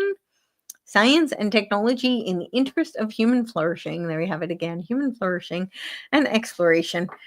So that is Zach Stein and his 13 social miracles. And they sound like miracles because, again, this is a utopian vision. Daniel Schmachtenberger. All right, so let's look at, I talked a little bit about Daniel Schmachtenberger before, and he's on all of the Game B dialogues, right? He's you can see his website. Oh, so we did find the Abolish 2000. Great. So yes, explorations on the future of civilization. He's also been on he's the Consilience Project. He's been on Joe Rogan. He does a lot of these Game B dialogues. And he advocates for UBI as a tool for transition. This is going to help us transition into a Game B economy. And he has discussed one of the ways to ease the transition from extractive Game B systems is to regenerative Game B system. He sees the UBI as part of a broader strategy to reduce economic insecurity and enable people to focus on meaningful, creative, and community-oriented work. And one of his quote, and this was on the Jim Rutt Show with hosted by the Rebel Wisdom podcast, which is also listed on the Game B Wiki as one of the Game B kind of people, entities. And they've hosted a lot of these podcasts. So he says, if we can reduce existential financial pressure on individuals, we free up cognitive and emotional bandwidth to focus on solving complex problems. So as a quote, I actually don't disagree with any of that. It is really hard for humans to be creative, to be, forward thinking and innovative, all these great things that when they're in a state of survival, when they're worried about where their next meal is, how they're going to pay their bills, all of these things. If you have a steady stream of income, it is much easier to be in a creative space. That's kind of unfortunately just a reality for most humans anyway. But the part that I'm just not sure who's paying for this universal basic income. So, it just sounds again like a utopia. It's not that I'm saying there isn't any merit to any of the things they're saying. I just don't really see how this is going to be executed in practice and real world application. So Charles Eisenstein. Yeah, exactly. Well, they think so. Somebody that if the UBI is adopted, who will do the work? They think the robots will. So, and I do think the robots are going to do a lot. I unfortunately think they are going to replace a lot of jobs. That's going to be a very sad state for the future of humanity. But this clip from Joe Rogan, I wish I had clipped it for y'all, but I didn't. And I don't even remember who he was talking to about it. But he was saying how the taxes were going to pay for the UBI when the robots replace all the jobs, and then people could just be free to just be and to just exist. But that they will have a problem of having to figure out the meaning of life and find purpose for themselves and all this. But I don't know who's paying the taxes. If the robots are doing the work, did the robots pay the taxes? Like, it just doesn't make sense to me. I'm like, you didn't think this through very far, I don't think. Maybe they did, and if I'm wrong, he can, respond to me and tell me. But I don't understand who's paying the taxes, right? Like, for the UBI, about the robots are doing all the work. So I don't know. Okay, so Charles Eisenstein, who has been kind of like a periphery. He's not necessarily like an official Game B person, but he has definitely been, in a lot of these dialogues, if you will. And of course, he was the advisor to RFK when he was running. And some of his concepts are the economic concepts are, he thinks of sacred economics, which explores how economics can be used to create a more sustainable world. So this is really just, again, about the SDGs, right? Ecology, his work explores the relationship between humans and the environment, again, the SDGs, the Gaia religion, and how our actions can impact the planet. And then spirituality, his work explores how spirituality can help people find meaning and purpose in their lives, which again, I support, but their version of spirituality seems to be like theosophy, reminiscent of, Blavatsky and Alice Bailey, which looks a little more Luciferian than spiritual, in my opinion. But culture, his work explores how culture is shaped by myth and narrative and how we can create a more inclusive and compassionate society. And compassion is another big buzzword for them. And I am going to be doing a piece on that, on how they exploit compassion. And I think compassion is kind of the key for them luring us into this global ethics. And global ethics is going to be how they control us. So they're already trying to with their UNESCO AI ethics. So, fortunately, here in the United States, we do still have freedom of speech, and I think and we have the Second Amendment as well, which protects the First. So I think that it'll be a while before we see that, but they do it through shaming, right? We've seen that with the DEI, with the ESG, with the woke culture. Um, so he supports redefining economic value. And he doesn't necessarily explicitly advocate for UBI in all contexts, but he supports a gift economy, which is what Game B talks about. A lot of them talk about this gift economy. And he supports basic income, which seems very similar to a UBI concept, to create a system that values care work, creativity, and ecological stewardship. And here's a quote from him. And this is from his essay on basic income and sacred economy. He says a UBI can be part of a transition to an economy that values being over doing, and where our contributions are not measured solely by market productivity. Okay, so next we have Jordan Hall, and Jordan Hall, and I apologize if I'm glossing over some of these people and these names. I know I've been on for a while, and it seems like a lot of you are hanging in there, so I appreciate that.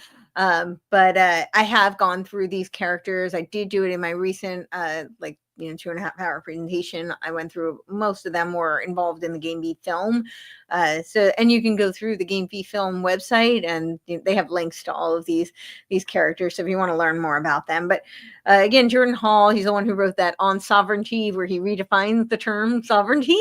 It does not mean, national sovereignty, where we have individual nation states and they have rights that are, codified in their own documents. It doesn't mean that, and it's not about individual agency either, apparently.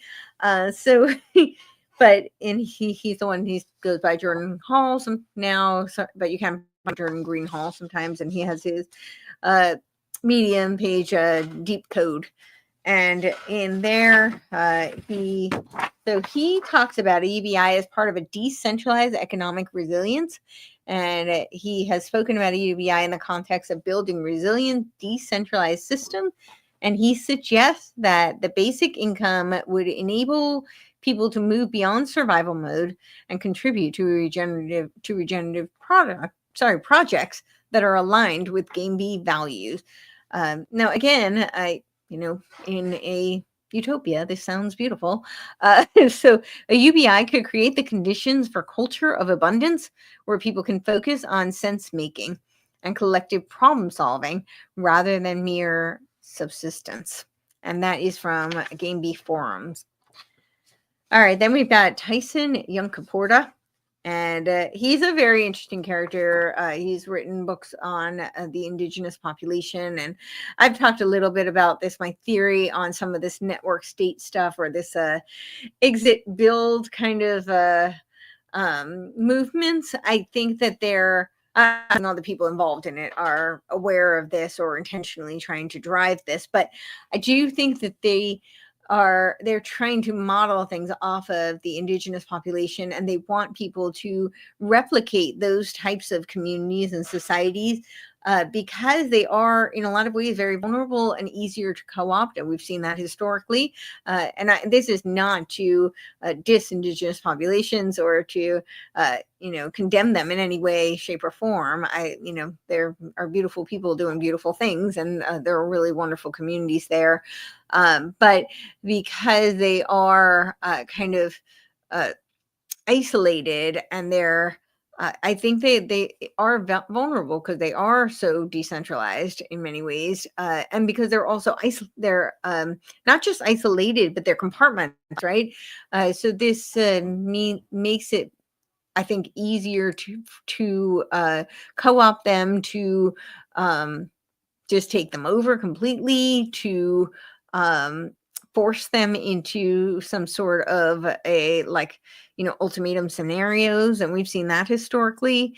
There's also, I think, they're more suggestible because they're removed from certain things. So I do think it's interesting that, and when you look at the Game B video, the people just look like they're part of that kind of a world. It does seem like that they present them as being better. The indigenous people are better, but it does remind me a little bit of I think it was Albert O. Hirschman. He had a book on exit something in loyalty. And he was an economist, economic theorist, and it does seem a little reminiscent of that. So I could be wrong on that, but I'm just seeing, I recognize patterns. And so I'm just seeing these data points, and a lot of it is pointing in that direction. But he's an interesting figure, and he has done some interesting work. And he is also very open to UBIs. He's skeptical of overly centralized solutions, but he acknowledges that the potential of UBI-like systems can redistribute resources and empower local relational economies. Yeah, it's a voice and not loyalty. Albert Hirschman. And his quote is, if a basic income is done in a way that respects local knowledge and autonomy, it could be a bridge towards system work for everyone. And this is from his book, Sand Talk. And then, of course, we have Buckminster Fuller, and he's kind of the, I would say, like intellectual mentor to a lot of these Game B proponents. He's a historical precursor, so obviously, he's not with us currently, but he advocated for automation. And also, I'll just throw this in here, but Buckminster Fuller is who Barbara Marx Hubbard, who's another kind of historical precursor to this concept and to a lot of these figures, for sure. I mean, the whole cosmoerotic humanism, they co-created that concept with Barbara together. It was synergy, and it was a supra-sex experience. And but she took it upon herself to rewrite the New Testament, because apparently the New Testament needed rewriting, according to Barbara Marx Hubbard. And she retells the story of when she, came up with this, and how she realized that, this was her calling to rewrite the New Testament. And she says, I told my good friend Bucky, she calls him Bucky, and yeah, so apparently he was very supportive of her rewriting the New Testament. I thought that was an interesting story. So, but he advocated for automation and universal support. He was a visionary who foresaw the potential of animation to eliminate scarcity and enable universal well-being, and argued for systems that would free people from the need to earn a living through unnecessary labor. I thought our labor was, of value, not unnecessary. So his quote is, we should do away with the absolutely specious notion that everybody has to earn a living. We keep inventing jobs because of this false idea. True business of people should be to go back to school and think about whatever it was that they were thinking before somebody told them that they had to earn a living. And this is from his writings, including Operational Manual for Spaceship Earth. And then, of course, we have David Sloan Wilson, who I opened this stream with a quote from him, and he focuses on economic security for cooperative systems, right? It's all about cooperation, and he discusses the importance of reducing economic stress to foster pro-social behavior. So a lot of these Game B proponents talk about pro-social. This is a concept that they're very supportive. And this is kind of like a pro-social, I think there's going to be pro-social economies, which is really like this, what is it, like I'm blanking on the term, but this idea of, it's similar to the ESG, but like your social credit kind of rating for economic systems. Bloomberg is actually kind of a fan of a very similar kind of concept. So, and we can see how that will play out with a tokenized economy. But yeah, so pro-social behaviors and cooperation, which are essential for Game B systems. He sees UBI as a potential tool to achieve So this is a quote from this view of life, contemplating the Darwinian revolution. When people are freed from the constant stress of survival, they can invest in their communities and the collective good. And then we have Joe Brewer, who also is kind of like a, periphery kind of figure in this movement, but he supports the UBI as part of Earth regeneration. So he has proposed the UBI as a way to allow people to engage in regenerative practices by a regional project without the financial constraints of game-based systems. And he is also, as you can see from the pro-social world, right? So he's also a proponent of that model. We need systems like the UBI that enable people to contribute to the regeneration of their landscapes and communities without being trapped in extractive economies. And this is from his Earth Regenerators platform. And I think some of these ideas come out of, concepts like a caring economy, which was Riane Eisler. Oh, all right. So I hope I made a convincing case that, just me inferring that they want a UBI. That's we've heard from many horses' mouths that is what they're talking about. So then I saw recently Jim Rohn was talking about micropayments and B Corps. And so B Corps is not directly tied to Game B. And in fact, I've been kind of scouring in these communities to learn more about what they think. And they've said that Jim Rudd himself has said that, B Corps can definitely be a great part of Game B, but that they're just one component. One of the problems he saw was that they didn't have certification, but they actually do now. We'll look into that a little bit if people are still up for me going for a bit longer, which it looks like we are. You're welcome. So it does. So we'll get into that, the B Corps. But so he says it's just one component of Game B economy and Game B operating system.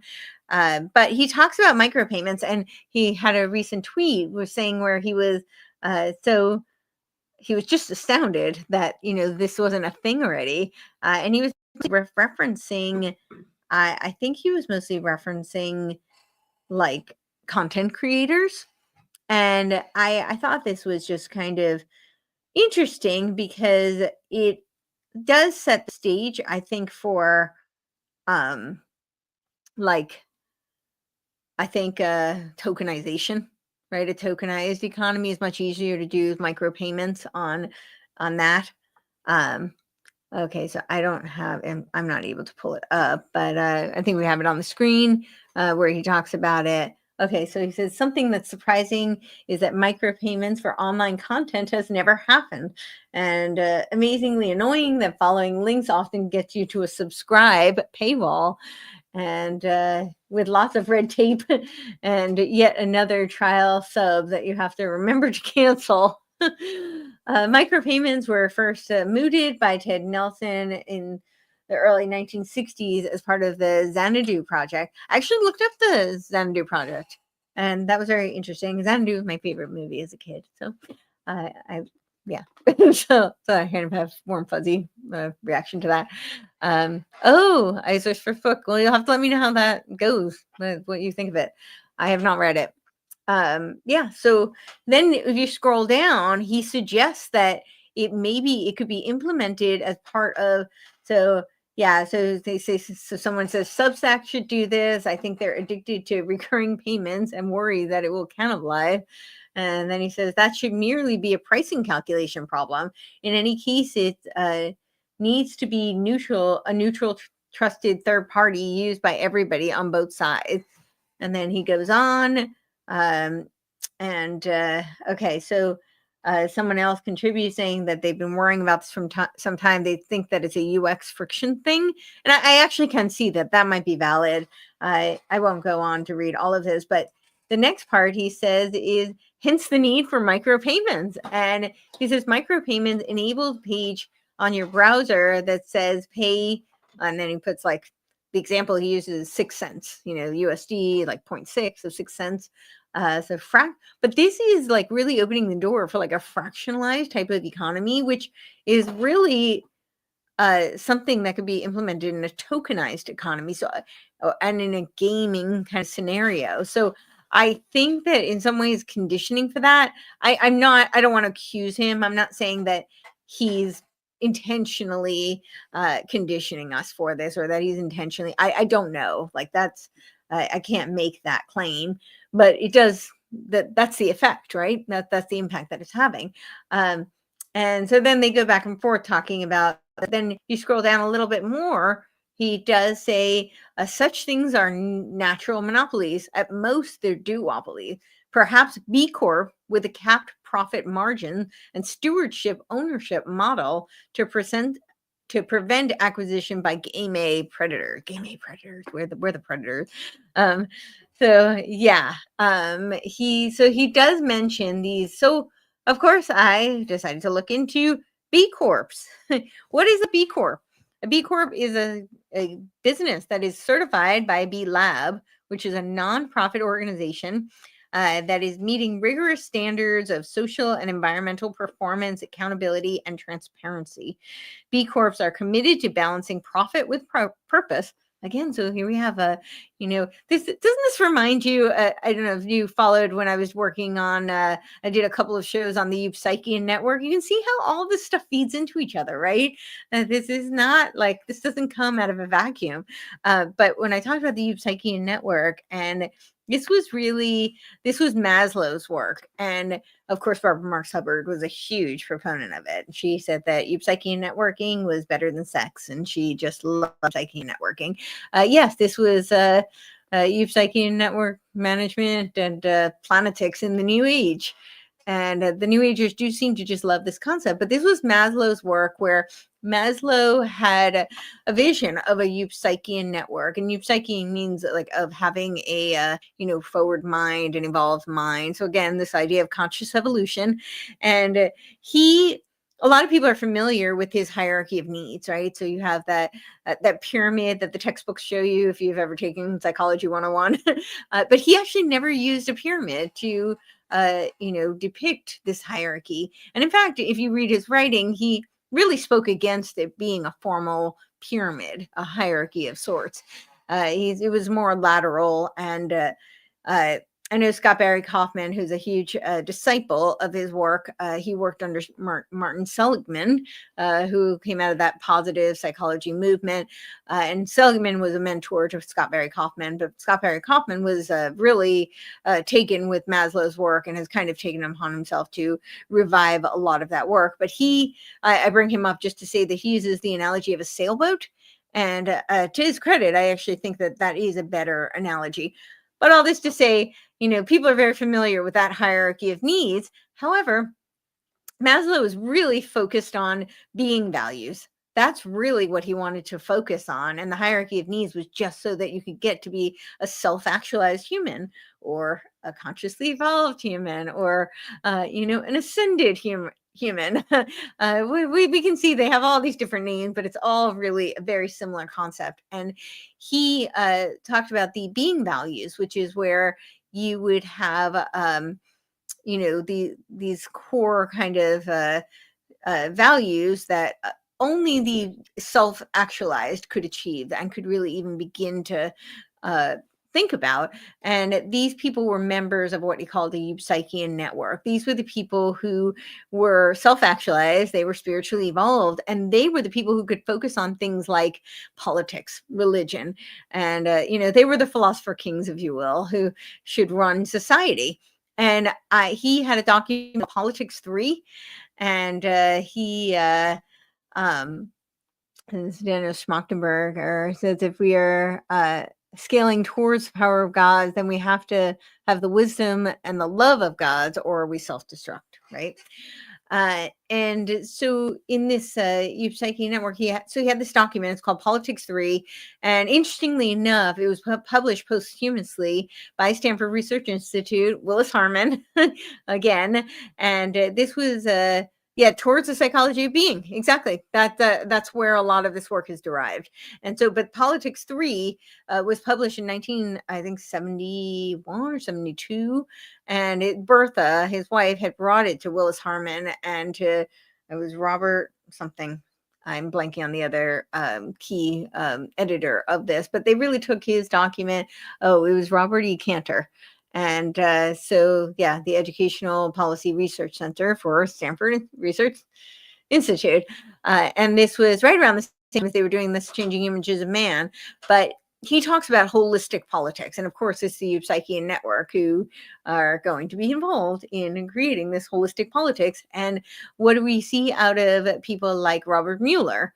Robert Mueller, who had his 4,000 ideas that went on to be the infinite ideas, but he was very inspired by the work of Alice Bailey. He was the UN Secretary General for, I think, 40 years, maybe 38 or 40 years.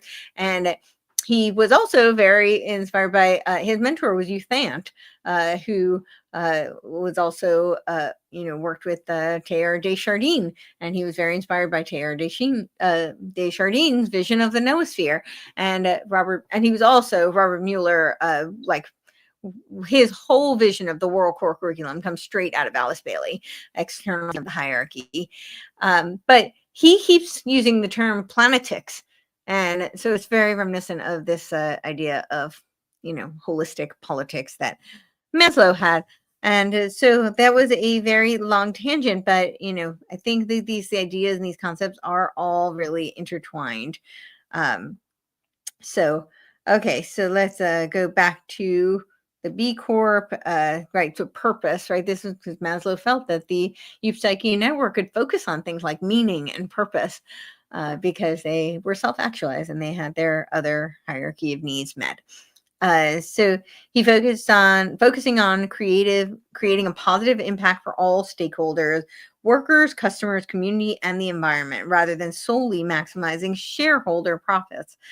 So of course, right, we're moving into this non-rivalrous kind of game B scenario. But creating a positive impact. I think I also wanted to mention, so Scott Barry Kaufman, who was the, his mentor was Martin Seligman, and who kind of revived the work of Abraham Maslow. He actually created something called the light triad. And so I'm sure a lot of you have heard of dark triad. Dark triad personality, or like the Machiavellian, narcissistic, and sociopathic. So this is dark triad personality traits, and kind of the cluster B. And in that, like the cluster B is like the borderline personalities. It's a whole cluster of pathology. But so that's the dark triad.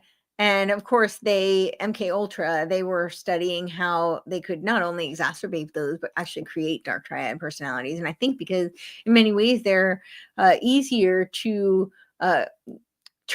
create change agents, because it's easier to lure them into those types of positions.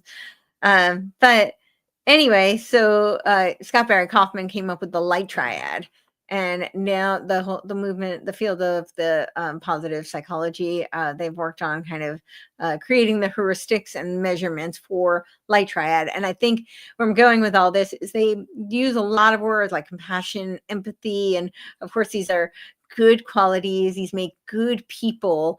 And so if they can measure them, then they can also figure out how they can try and create them. But they can steer people to doing things that might not be so good. The SEL program does a lot of that with children. So, and not all of it looks all that good to me. But the UN doing all of that with the ESG, it's kind of, yeah, this is the light triad. So I forgot what it was, what the three components were for a light triad personality. I see if I can remember them. We have them on here.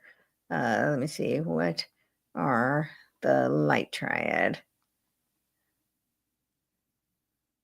Yes. Okay. So let me see if I can find them right here. Light triad. Oh, yes. Okay. Kantianism. It doesn't seem so light to me. Humanism and faith in humanity. Faith in humanity, I'm all for. But, we know what humanism is. That's, like secular humanism. And of course, Kantianism. Kant was the one who came up with the perpetual peace, which was kind of like the the early seeds of the League of Nations, which is now the UN. And yeah, I don't know. Nothing about that seems light to me. I'm oversimplifying because I don't want to take a tangent to talk about Kant. That's a whole Pandora's box. But yeah. So, okay, key characteristics of B Corps. Legal accountability to consider stakeholders' interests, transparent performance standards measured against B impact assessment. We'll cover that. They have their own assessments. They have to measure things in order to be able to, use that as a control. And then regular recertification to maintain the status, of course. And okay, so they're, while I said that it's not necessarily officially a Game B entity, B Corps, but they share a lot of common visions and frameworks. So a lot of aligned principles, we'll say. The regenerative systems, they both emphasize move extractive to zero sum, right? Game A to Game B, to regenerative cooperative systems that prioritize long-term well-being. Stakeholder capitalism, Game B advocates for systems that value collective benefit, which aligns with B Corp's mission to create value for all stakeholders.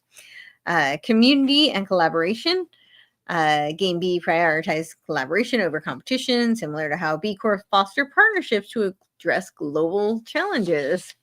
Transparency and accountability both emphasize accountability mechanisms to ensure trust and fairness in their system.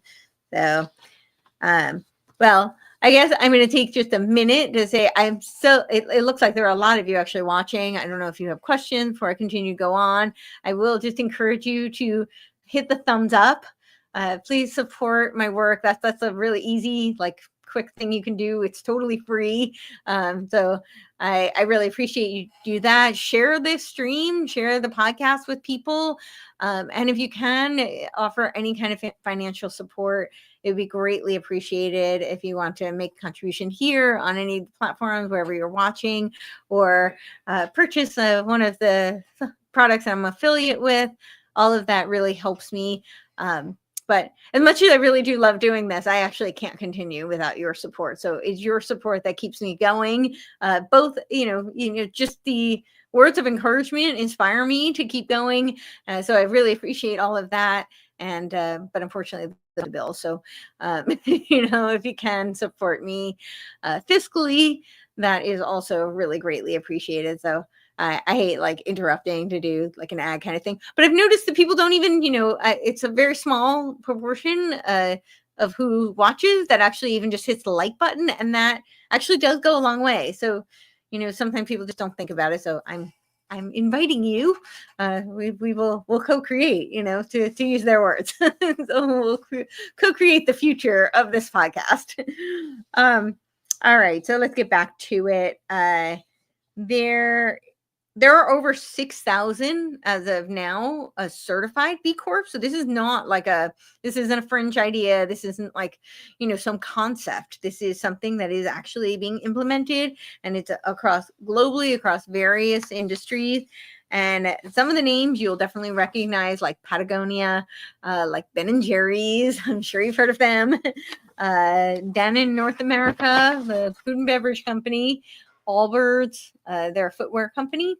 Etsy, I happen to love Etsy. So yeah, these are just some example, but you can go to B Corp directory and you'll see, a list of all those. So I think I've been talking for a long time. Let's break. I'm going to show you a really short video, the transformative video. It's kind of an introduction to Game B. I think it's maybe 1 minute long. So throughout history, humankind has created a multitude of different economic and social systems. And while systems are complex, the truth is they were built by people, so they can be changed by people. We can transform from profiting only the few to benefiting all, from extraction to regeneration, and from individualism to interdependence. It is not an unreachable ideal. It is the reality that we, the B Corp movement, are already building. Together, we're transforming the global economy to benefit all people, communities, and the planet. Together, we'll realise our vision of an inclusive, equitable and regenerative world. Join the movement. Oh, Throughout history. okay. So I'm looking the next. Okay, so we went through the B Corp directories. You can find more on B Corp. Then they have a B Corp website, so you can go check that out. And like right on there, they talk about making business a force for good. So this just reminds me a lot of like the whole human relations field and organizational psychology that was an outgrowth of Tavistock, and how they were using businesses in order to kind of advance their collectivist agenda. And you'll see this on their website. They have that video that we just played. But it just really reminds me of that. It seems very similar. They're using the companies, right? Because it can't just be individuals. And it can't just be like a global entity like the UN. That's, it has to be, and they talk about this. I'm going to show you a video where they actually say this, where it has to be, the businesses really have to contribute and they have to reach their goals because they need to get to Agenda 2030. That's what this is all about. So of course, for good, what might be good to you and I might not be quite what they're imagining. So yes, and you'll see a bunch of their, the companies they work with, and they just like right off the top, they wouldn't like that jumps out at me. Some of the buzzwords right under on their page where they talk about the movement. They say justice, equity, diversity, and inclusion. Right, stakeholder governance, theory of change. So this is all like World Economic Forum, UN type speak, right? And so yeah, you can check out more about the Game B there. I'm sorry, B Corps there. They have their own certification, right? This is where you can get certified as a business. And so on that, they say certified B corporations are leaders in the global movement for an inclusive, equitable, and regenerative economy. There we have that again, regenerative economy. Unlike other certifications and businesses, B Lab is unique in our ability to measure a company's entire social and environmental impact. So you don't just have to comply with ESGs. You could be a company that virtue signals that you are, meeting those requirements. This is an update from October 6th of 2023. B Lab Global is pausing support for new B Corps to certify in certain regions. That they talk about why they were pausing on certain companies. Let me see, go down. Okay, so if you scroll down, there's a pathway to certification. And they talk about like if you work with a smaller or startup company, you can learn more. And they have a way that you can, so they give you kind of guidelines based on how big or small your company is. So there is and then they talk about how you can recertify. They have their declaration of interdependence, right? So you are not a single entity. You are not a sovereign. You are interdependent. We envision a global economy that uses business for good. So this is really all about executing the SDGs and getting to the net zero goals and executing the vision of the UN. And they have a global digital, they partnered with the Global Digital Compact. This economy is comprised of a new type of corporation, the B Corporation, which is purpose-driven, creates benefit for all stakeholders, not just the shareholders. So the B Corporation's leaders of emerging economy, we believe we must be the change we seek in the world, that all businesses ought to be conducted as if people and place mattered, that through their products, practices, and profits, business should aspire to do no harm and benefit all. To do so requires that we act with the understanding that we are each dependent upon another and thus responsible for each other and future generations. So you can peruse the stuff on that website. Then I thought I would show you they are very much aligned with the SDGs. There's so many videos on YouTube that you can find to learn more. But here's just a little clip of B Corps and their SDGs. So have that video. Imagine using the power of business as a force for good to transform the world. Imagina transformar el mundo usando la fuerza del mercado. 我们相信企业改变世界的力量。In 2015, 193 countries of the United Nations adopted the 17 Sustainable Development Goals, known as SDGs, a global set of goals for a shared and durable prosperity. But it isn't enough to just envision the SDGs. With just 10 years left to act to achieve these ambitious goals, it's time for the business community to rise up as leaders in this global effort. That's why B-Lab has partnered with the United Nations Global Compact to create the SDG Action Manager to inspire and track bold action towards the 17 SDGs. As a representative of your business, your country, your generation, pledge to take action on the SDGs today. Choose which global goals your business is prepared to fight for over the next decade, and spread the word about the SDG Action Manager. Together, let's change the course of history and use the power of business to transform the world. All right.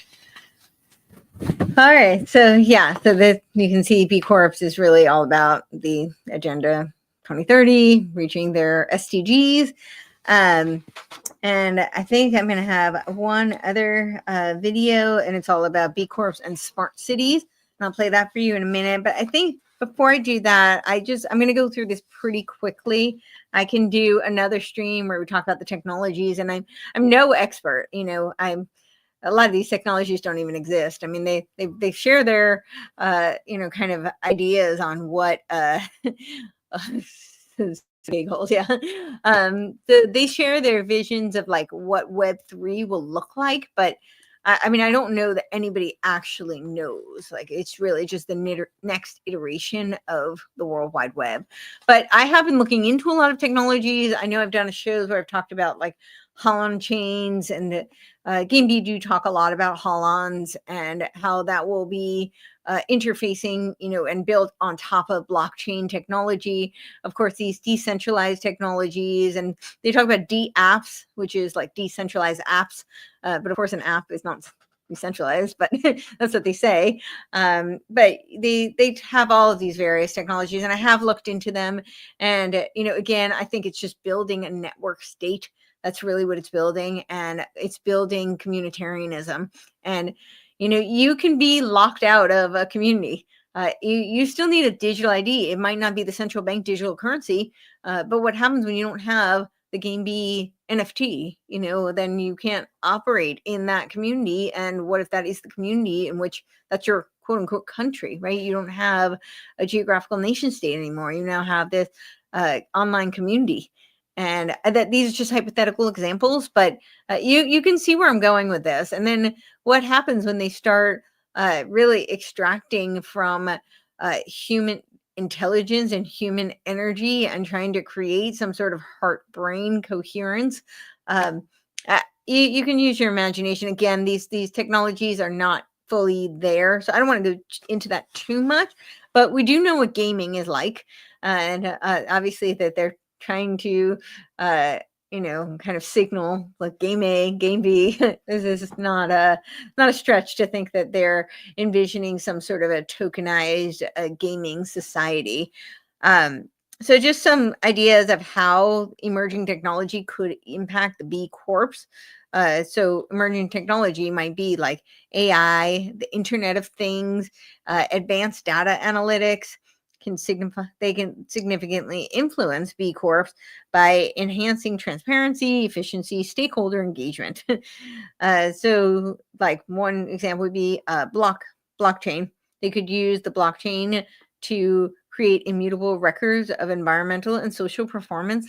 So you're really creating like a surveillance state. using, and they say it ensures greater transparency in supply chains and labor practices and sustainability metrics. I see the sustainability metrics, but I don't know if we have the same definition of, transparency and, yeah. So then example, A and B Corp producing a consumer good could use blockchain to track raw material or sourcing to delivery, to proving their commitment to ethical sourcing, carbon neutrality. Again, this is really just all about, the SDGs. This is sustainable development goals and tracking your carbon emissions. Measurement and reporting, right? Does this not look like a surveillance state to me? This whole thing just looks like, that's what it looks like. It looks like surveillance state, an AI world society. And I think this is just, so, I talk a lot about Hegelian dialectics, and really what this looks like to me is you've got the UN AI world society that they're building, and then you've got the people who think that they're rebels, they're dissidents. They don't want to be locked into an AI world society with the digital twin and where all human governments are supplanted by AI. And, we have the internet of nanobio things, and 6G is harnessing the power of humans. I could go on and on, but I won't. I digress. So, there are a lot of people who say, oh, that sounds a little dystopian. That's not the vision I want. So then they're like, oh, we've got a little honeypot over here. This is all decentralized. This is, very libertarian. And, you are the agent. But by agent, that sounds a little bit like a AI agent, right? I think that is kind of what they're referencing when they say that. But it sounds human-centered. And in some ways it is. You're interfacing, you at least it's somewhat ideologically aligned. You're part of this community, or not necessarily even ideologically. It'd be spiritually, it'd be, dietary, whatever it is. And you're in this community. So I think they're kind of luring you in that way. So now you've got these two poles. But what happens is both of them are still controlled by this technological AI. I don't know. I mean, I don't know what it's going to look like in the future, but to me, it just looks a little like it's sounding kind of like a cyber Satan. And that's all I can really say. And again, I don't have the crystal ball, but it's it just looks like this. The synthesis is still going to be. It doesn't really matter whether the ethics and the morality are being controlled by a UNESCO document or the Summit of the Leaders Global Digital Compact document, or whether they brainwash you, through indoctrination camps into thinking that we have to be sustainable, that competition is somehow evil, and that we have to be part of a collective intelligence. And then we choose it because I think also they all want you to opt in. It's an opt-in tyranny, right? That's what we're looking at. So either way, the result is kind of the same. And so I think they're kind of presenting these two poles, this dialectical pole. And again, I don't want to present it as that this is all intentional and designed that way. I don't know that everybody involved is like, oh yeah, here's the two carrots that we're dangling, and we're just gonna synthesize them into this end goal. I don't mean to paint a picture like that. I don't think it's the marionettes or all that organized, and I don't think it's orchestrated quite that. I don't know what the word I'm looking for is, but I don't think that it's not that planned out. How about that? I don't think it's like that, but I do think effectively it ends up being a dialectical pole that gets synthesized. So, so we have the AI and big data, where advanced analytics can help B Corps measure their impact in real time, allowing for more accurate, actionable, sustainable reporting. The Internet of Things sensors could monitor energy usage, waste, and emissions in facilities, prompting data to optimize sustainability efforts. Decentralized governance and tokenization. B Corps might adopt tokenized systems to incentivize sustainable behavior or represent stakeholder ownership. Impact. Yeah, this is impact investing, right? So when I was talking about pro-social earlier, that was what I was trying to remember. Impact investing is very much tied to that. Tokens could serve as rewards for customers, employees, or partners who contribute to sustainability goals. They might also function as equity shares, giving stakeholders a tangible stake in the company's success. And an example is like a token could track carbon offsets purchased or rewarded consumers for recycled packaging. Yeah, so we're going to get to that too, the inner development goals. And this is kind of like, you know how I said it doesn't matter whether it's a top down, like UNESCO ethics document that dictates the morality for the world, or whether they really brainwash you into, you know, embodying it and into inculcating it into your own belief system. And that's what the inner development goals are all about. And the B Corps have several videos where they talk about the inner development goals. And I don't know if we have time really to go, because I think I've been going on for a very long time. So I'm just going to wrap this part up. A token could track carbon offsets, right? And we've talked about carbon offsets when I did my natural asset company presentations. Reducing barriers to entry. They talk about decentralizing finance. They could use DeFi to raise funds for socially responsible projects. I don't know how that's reducing barrier to entry. So the barrier is that you have to be supporting these quote unquote socially responsible projects. Bypassing traditional financial intermediaries. Resilience and adaptation. AI driven decision making. Predictive AI could help corporate B Corps anticipate market trends, environmental risks, or resource shortages, ensuring long-term resilience. And then, of course, the collaborative platforms. And this is decentralized autonomous organizations is what they call them, the DAOs. And this is where they keep talking about like distributed decision-making. This is very much a game B concept. They and all of these emerging technologies, they talk about this all the time. The DAO, sorry. And those are aligned with B Corp stakeholder centric approach.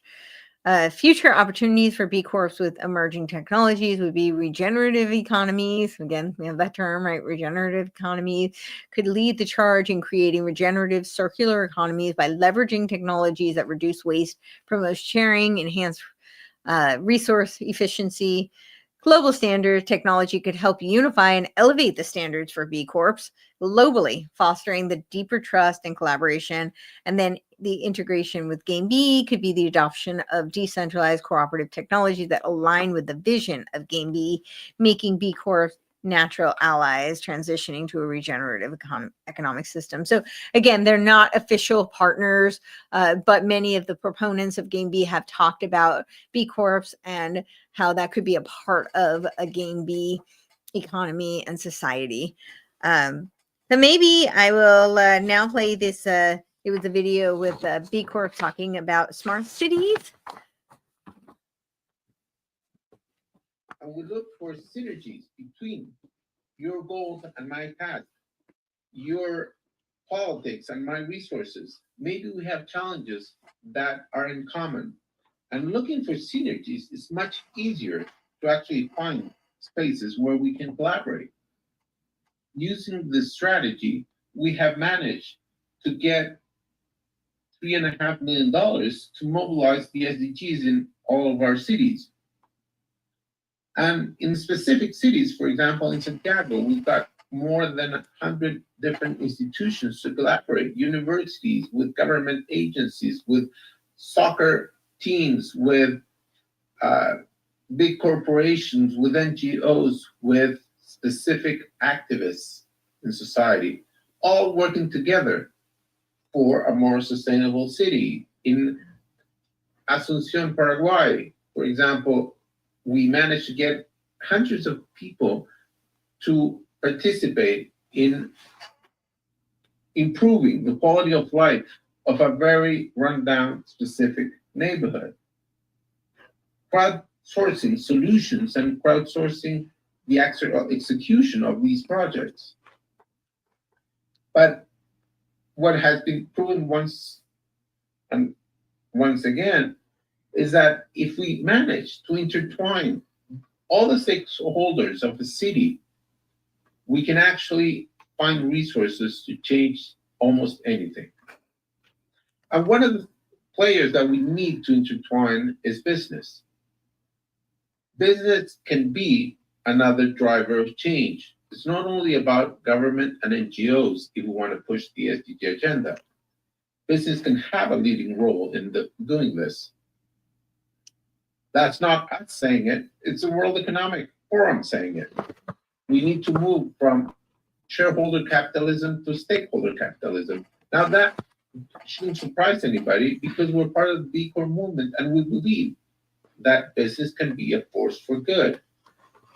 And taking that into consideration, in the city we've been working, we've been engaging the private sector, and we've managed to get 750 companies to take the B impact assessment and measure their impact in society and the environment, but also to have 120 companies that during a 6 months process evaluated their impact and build strategies collectively to improve their impact. Now, it's not only about companies and their impact, it's also how they can support the government agencies' strategies and the citizen strategies. And we had many global companies promoting this in different cities, helping citizens achieve this. But at the same time, we all know that the Race to Zero campaign will not manage to move the needle the way we need to if the private sector is not involved. Basically, what we're saying is if the private sector is not a key player in the process of achieving the SDGs, we're definitely not going to make it. But most of all, it's not only the private sector, it's everybody. We need to get the government, the citizens, the activists, the corporations, everybody to work together. We have legitimate differences, but we need to put them aside if we're going to make it. Thank you. So there you have it. Yeah, sustainable cities and communities. So this is a B Corp video, and as I said, there's so many. You can, go and you could spend days watching all of their videos and learn all about. So I don't think that needs much of an explanation, but they need everybody. They need all of us, and that really sounded like public-private partnerships to me. So there's also, I'm not going to play this video, but there was something called The Way Forward is Inward, and it's exploring the inner development goals. And this was a B Corp European video. And so as I mentioned, like it's not just about the external SDGs, like achievement of the SDGs. This is how they're going to convince you from within what you need to do in order to preserve their, reach their Agenda 2030 is essentially what it is. But there was one picture where it says beyond inner, connect to outer. And let me see if I can find, I don't think I can read it. Picture. Oh yeah, right here, I found it.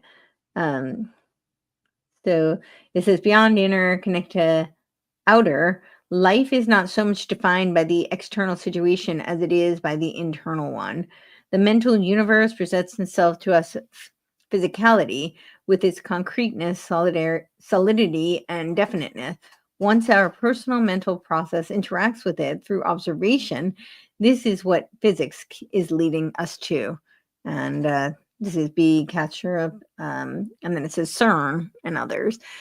So yeah, that's what I was trying to allude to when I was talking about how they're trying to incorporate a lot of these concepts of quantum physics into the emerging technologies and this vision for a new social operating system. So I won't go through all of the inner development goals, but they are divided into 5 dimensions. So just really briefly, the 5 are being relationship to self. So all about cultivating self-awareness, thinking, cognitive skills, 3, relating, caring for others in the world, collaborating, social skills, and then 5 is acting and driving change. So this is how they're going to get you to do the work. So, all right. Well, I think we can probably wrap it at that. I think was there one other thing I wanted to read? I think there was. Oh yeah, this was just I had found talking about B Corps, and he said a B Corp is a possible form, but there are many others, including both employee and employer-owned co-ops, hybrid co-op with outside low-return investors, religious community businesses, mutual banks, insurance companies, not-for-profits of various source, LLCs with usual bylaws such as Council of Guild System we created for our Stanton makerspace. Remember the Stanton meetings. So it's important to remember B Corps aren't a kind of legal entity. They are merely a set of specifications for bylaws that should be modified. But I think that's changed since he said that, actually. This was a few years ago. Understanding how to hack business entity systems is going to be a key Game B skill. I thought that was interesting. It'd be a bomb if younger Game B players went to law school and learned how to hack business forums at the highest level of expertise. And he says Mark Campbell and I looked at B Corp pretty carefully when it first came out, and even talked to some of the people who were involved. So this was a few years ago, but for some purposes, it could be a good fit. I found the criteria, at least at the time, circa 2014, too restrict to be a main attractor for Game B style ventures. A toolkit worth knowing, but there's a lot more that can be done in the venture design space. But he has, I mean, as of a few days ago, he was talking about, how Game B could be utilized. So he definitely supports it as a part of the larger structure. So, all right. Well, I hope you enjoyed that. That was a lot. I know I am not pithy. So there's definitely thank you for hanging in there with me. And yeah, let me know if you want me to do more live stream. As I said, this is my first time doing a solo live stream podcast. And if you want the podcast to continue at all, definitely please check out my website. Do all the free things. Definitely support my social media, share my podcast. If you're not subscribed, please do subscribe on all the platforms. That always helps. If you're a listener to the audio platforms, and we might put this on audio too. If you are, then you can leave me a 5-star review, on whatever your platform is, and say some kind words about how much you enjoy it so that I keep going. And also just support. Again, you can buy me a coffee, send me a Venmo, subscribe to my Substack, do a paid subscription. They have monthly, and I believe these platforms have ways of, I don't know if I'm eligible for monetization on YouTube, but I think Rumble you can. And so, well, thank you so much. And so till next time. It looks like we do have interest in more. Oh, Rosa Corey, of course. I don't think she is still active, but yes, of course, I'm familiar with her work, definitely. And everybody should be, for sure. So, all right. Well, I guess I'll just give 1 minute to see if I have any other questions, comments, or anybody who has anything they'd like me to address. And if not, share, subscribe, all that fun stuff. Support my podcast. And if you're in a position to, either purchase something from my affiliates or send me some fiscal support. And hope you're all enjoying the new year, 2025. And thank you so much for joining me. And till next time.